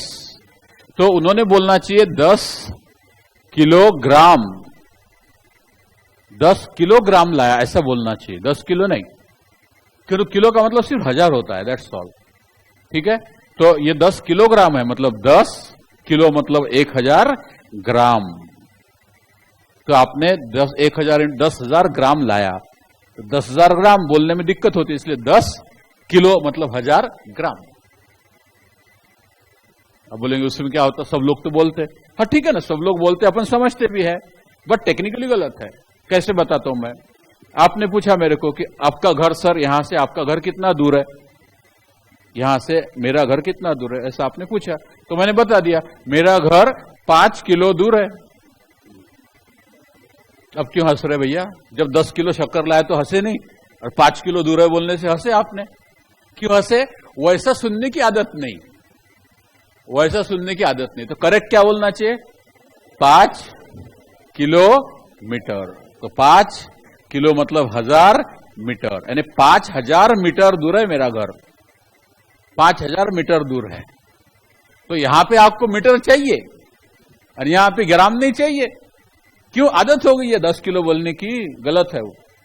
Technically you are wrong, but people still understand. समझते कि नहीं? दुकानदार के पास गए, उसको 10 किलो शक्कर दे, तो 10 किलो नहीं मिलता, ठीक से बोलो, बोले क्या नहीं मिलता, वो भी समझ जाता, आप भी समझ जाते, लेकिन टेक्निकली किलोग्राम है, वैसा वो है। Q/2 ये एवरेज है टेक्निकली। तो वो बोले कि ना बोले, किलोग्राम में ग्राम बोले कि ना बोले, वो किलोग्राम ही रहता है। बट ये आदत का सवाल है। हम कोई ऐसा बोलता है कि मेरा घर 5 किलो दूर है, तो आप हंसते हो। बोलो हंसने की क्या बात है? जब 5 किलो शक्कर चलती है तो 5 किलो डिस्टेंस होने में क्या तकलीफ है भैया? ये सिर्फ हमारे सुनने की आदत का प्रॉब्लम है, बाकी कुछ नहीं। जैसे आपकी फीस है, मान लो I don't know how much is the fees, वास्तव संबंध नहीं, मान लो 22,000 फी है, तो किसी ने पूछा कि हाउ मच योर फीस, तो आई विल से ₹22K। कितनी फीस है? ₹22 किलो, बरोबर। किलो यानी 1000, 22,000 किलो। कितनी फीस है? 22 किलो रुपए। अब आप हंस इसलिए रहे कि ये टेक्निकली एकदम करेक्ट है, फिर भी आप हंस इसलिए रहे हो कि ऐसा सुनने की आदत नहीं। बहुत बार क्या रहता है, करेक्ट सुनने की आदत नहीं रहती। कोई करेक्ट बोलता है तो उसको लोग पागल बोलते हैं, बराबर। जैसे आप गए दोस्त के यहां, कुछ जल्दी से काम करना है, आप उसको क्या बोलते हैं? अरे जल्दी से पाँव में जूता डाल और चल। क्या बोलते हैं? जल्दी से पाँव में जूता डाल और चल। करेक्ट नहीं है, गलत है। क्या करते हैं हम? जूते में पाँव डालते हैं, पाँव में जूता जाता नहीं। पाँव में जूता, पाँव के अंदर जूता जाता है कि जूते के अंदर पाँव जाता है? बोलो ना मेरे को, क्या बोलो? पाँव के अंदर जूता जाता है कि जूते के अंदर पाँव जाता है? तो क्या बोलना चाहिए कि जूते के अंदर पाँव डाल और जल्दी चल। अब यदि आप वास्तव में ऐसा बोलते हो कि जूते के अंदर पाँव डाल चल, वो 2 मिनट के रुक जाएगा, क्या बोला तू? क्यों? आदत नहीं है सुनने की। ऐसा तो बहुत सारी चीजें गलत रहती है, लेकिन हम ट्रेडिशनली आदत की वश गलत सलत बोलते रहते। कोई घर में आता है, मेरे को 7 बजे क्लास आने का है, यहाँ पे 7 बजे पहुंचना है, 6:45 बजे निकलना है। अब मेरे निकलते समय एक आदमी आ गया। अब मैंने आया तो उसको, घर में आया कोई तो उसको बैठाना पड़ता, आया बैठा, मैं तुरंत मिसेस को आवाज दिया, बोला जल्दी से चाय लाओ, 1 कप, जल्दी से 1 कप चाय लाओ। अब उसको समझ जाना चाहिए कि इनको जल्दी है जाने की। अब वो बैठे मस्त चाय वाय पे गप्पे मार रहे। अब मैं उनको क्या बोलूं कि चल निकलो अब? बोलूंगा क्या? तो मैं क्या बोला, मैं क्या बोलूंगा? अच्छा आइए, अच्छा आइए फिर कभी। अच्छा आइए फिर कभी मतलब क्या? अब तो जाइए जनाब, अब तो जाइए। लेकिन हम ऐसा बोलते कि आप जाइए, हम क्या बोलते? आइए। आइए मतलब क्या? मैं तो आ गया ना भैया पहले से, तो ये बोलने का तरीका है, ये मैनर्स एटिकेट्स है। कोई घर में आया तो उसको आइए बोलते हैं अपन, जाइए नहीं बोलते हैं, बोलते कि नहीं? जिनके घर दुकान होगा मालूम होगा, शाम को दुकान बंद करके आते हैं तो दुकान बंद करके आ नहीं बोलते, दुकान बढ़ा के आ। बड़ा के तो इंक्रोचमेंट हो जाता है रोड पे, रोज बोलते दुकान बढ़ा के आ, दुकान बंद करके ऐसा कोई नहीं बोलता। दुकान बंद करके बोला बच्चे ने तो फिर उसको झापड़ पड़ती है, क्या है बोले शाम के समय में ऐसा बोल रहा दुकान बंद करके आ। तो बंद करने का मतलब वो लेते हैं कि बिजनेस पूरा टोटल स्टॉप करके आ, ऐसा मतलब होता है। तो ऐसा नहीं बोलना है, बट टेक्निकली तो सही है ना, दुकान बंद करके आ, बरोबर है, बंद ही करते ना कुलुप लगा के, लेकिन वैसा नहीं बोलते, बढ़ा के आ बोलते दुकान। अब वो बढ़ा के बोलते बोलते मेन रोड पे जाएंगे तो लोग बढ़ा के मेन रोड पे आ गए, इधर से आधा दुकान इधर, उधर से आधा इधर, एक आदमी को चलने को जगह नहीं। मोदी नंबर 3 2 पे जाके रखो, सब ने अपने दुकान रोज थोड़े बढ़ा के ऐसे फिट कर दिए एक में को। तो ये मैनर्स एटिकेट्स का सवाल रहता है, समझ रहे कि नहीं आप? Are you following? तो इसलिए वहां जो लिखा है एवरेज स्टॉक, तो अपन एवरेज ही लेते, वो नहीं बोला तब भी लेते। Is that clear? समझ रहे कि नहीं? चलो आगे बोलो, और कौन सा आइटम था हमारा? डाउट्स बोलो ना, बोलो ना, कुछ तो बोलो।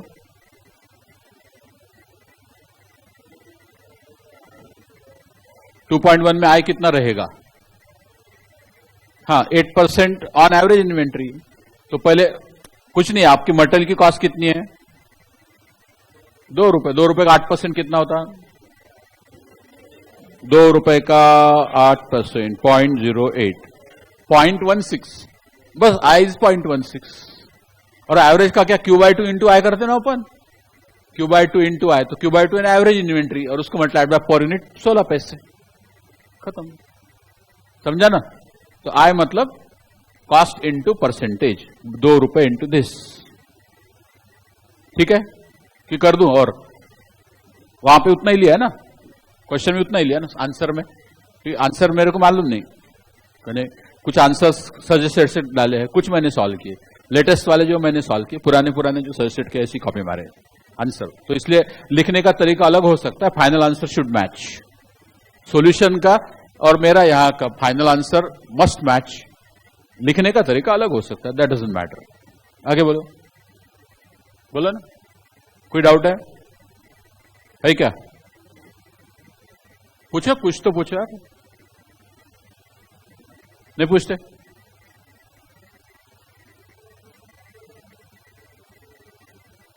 अच्छा वो बताते 2.2 में इंटू 2 एनुअल कंजम्पशन क्यों किया? 2 पॉइंट, ठीक है। ये देखिए इधर, सपोज दूसरा प्रॉब्लम लेता हूं मैं पहले। सपोज मैं 6 महीने में, नहीं मंथली, सॉरी, सपोज मैं कार बना रहा हूं, ठीक है, और 5000 या इसका लेता फिगर 52,000 कार्स पर मंथ बनाना है मुझे, 52,000 कार्स पर मंथ बनाना है। तो एक महीने में 52,000 कार बनानी है, ठीक है। अब एक महीने में 52,000, तो एनुअल निकालना पड़ता ना, तो उसके साल की कितनी हो गई? 52,000 इंटू 12, कितना है? 6,24,000 कार्स पर एनम, ठीक है। तो मेरा अब यह कार है, अक्खी कार है ये, ठीक है। अब मुझे इसके लिए टायर कितने लगेंगे बोलो? इंटू 5। इंटू 5 क्यों किया बेटा? अच्छा जान दे, हेडलाइट्स कितने लगेंगे? क्यों किया इंटू 2? वही तो वहां पे है, हेलो वही वहां पे देखो, अभी उसने क्या बोला है देखो। 2.3 question, practice problem 2.3। A PQR Limited produces a product which has a monthly demand of 50,000 units। तो 50,000 यूनिट्स जो है फिनिश गुड है, जैसे कार फिनिश गुड है, वैसे जैसे कार हमारा फिनिश गुड है, वैसे फिनिश गुड्स है प्रोडक्ट की डिमांड, और ईओक्यू हम निकालते हैं रॉ मटेरियल के लिए, कंपोनेंट के लिए, बराबर है। तो आप 52,000 यूनिट्स बनाने वाले हो पर मंथ,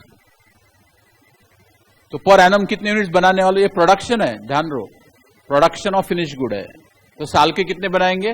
52,000 इंटू 12 बरोबर 6,24,000 यूनिट्स बनेंगे फिनिश गुड के। ठीक है, और एक फिनिश गुड बनाने में 2 यूनिट रॉ मटेरियल लगता है, दिया है ना उसने, आगे लिखा है। The product requires component X, जैसे हमने हेडलाइट बोले थे, which is purchase at 15 for every finish good, for every finish product, for every car 2 units of component X, 2 headlights are required. तो टोटल हेडलाइट्स कितने लगेंगे? इंटू 2, 12,48,000। समझा कि नहीं? तो आपकी गलती क्या हो गई? तो आपने 54,000 को रॉ मटेरियल या कंपोनेंट मान लिया, वो फिनिश गुड है सर, तो उससे हमें कंपोनेंट निकाल। यहां बरोबर किया क्योंकि यह होश था, यहां होश हवास में थे, कार है बोले, और हेडलाइट चाहिए तो 2 हेडलाइट रहते, 2 से मल्टीप्लाई करना पड़ेगा। यहां पे units, we don't make any distinction, you have not made any distinction between finish good and component. समझा है? पक्का? तो ये गलती एग्जाम में भी हो सकती है कि फिनिश गुड्स है उसको कंपोनेंट में कन्वर्ट करना पड़ेगा। एक कार बनानी है तो 5 टायर लगेंगे, लेकिन हेडलैम्प 2 ही लगेंगे। तो हमें इतनी कार्स बनानी है तो स्टीयरिंग व्हील का कंजम्पशन इंटू 1 करना पड़ेगा, हेडलैम्प का कंजम्पशन निकाल तो इंटू 2 करना पड़ेगा। हेडलैम्प 2 ही रहते हैं। टायर्स का कंजम्पशन करना है तो इंटू 5 करना पड़ेगा। बस कॉमन सेंस है, पूरा कॉस्टिंग कॉमन सेंस। समझा ना? बट पूछ लिया, अच्छा किया, यू मस्ट आस्क, नहीं तो बहुत सारे लोगों को दिमाग में रहता है, फिर वो याद करते, फिर ऐसा दिया ना तो ऐसा गुनाकार करना पड़ता, ऐसे याद कर लेते। ऐसा मत करो, हर चीज, everything has a reason behind it, you have to understand. तो पूछते जाइए, अच्छी बात है। आगे बोलिए, बोलो ना और कुछ। बस चलो आज इतना ही, और एक क्वेश्चन बाकी है हमारा, नहीं कल हम वहां से शुरुआत करेंगे। होमवर्क तो दे दिया मैंने already, I allocated homework for tomorrow, और कल डिस्काउंट वाला प्रॉब्लम पहले करेंगे, बाद में होमवर्क। हाँ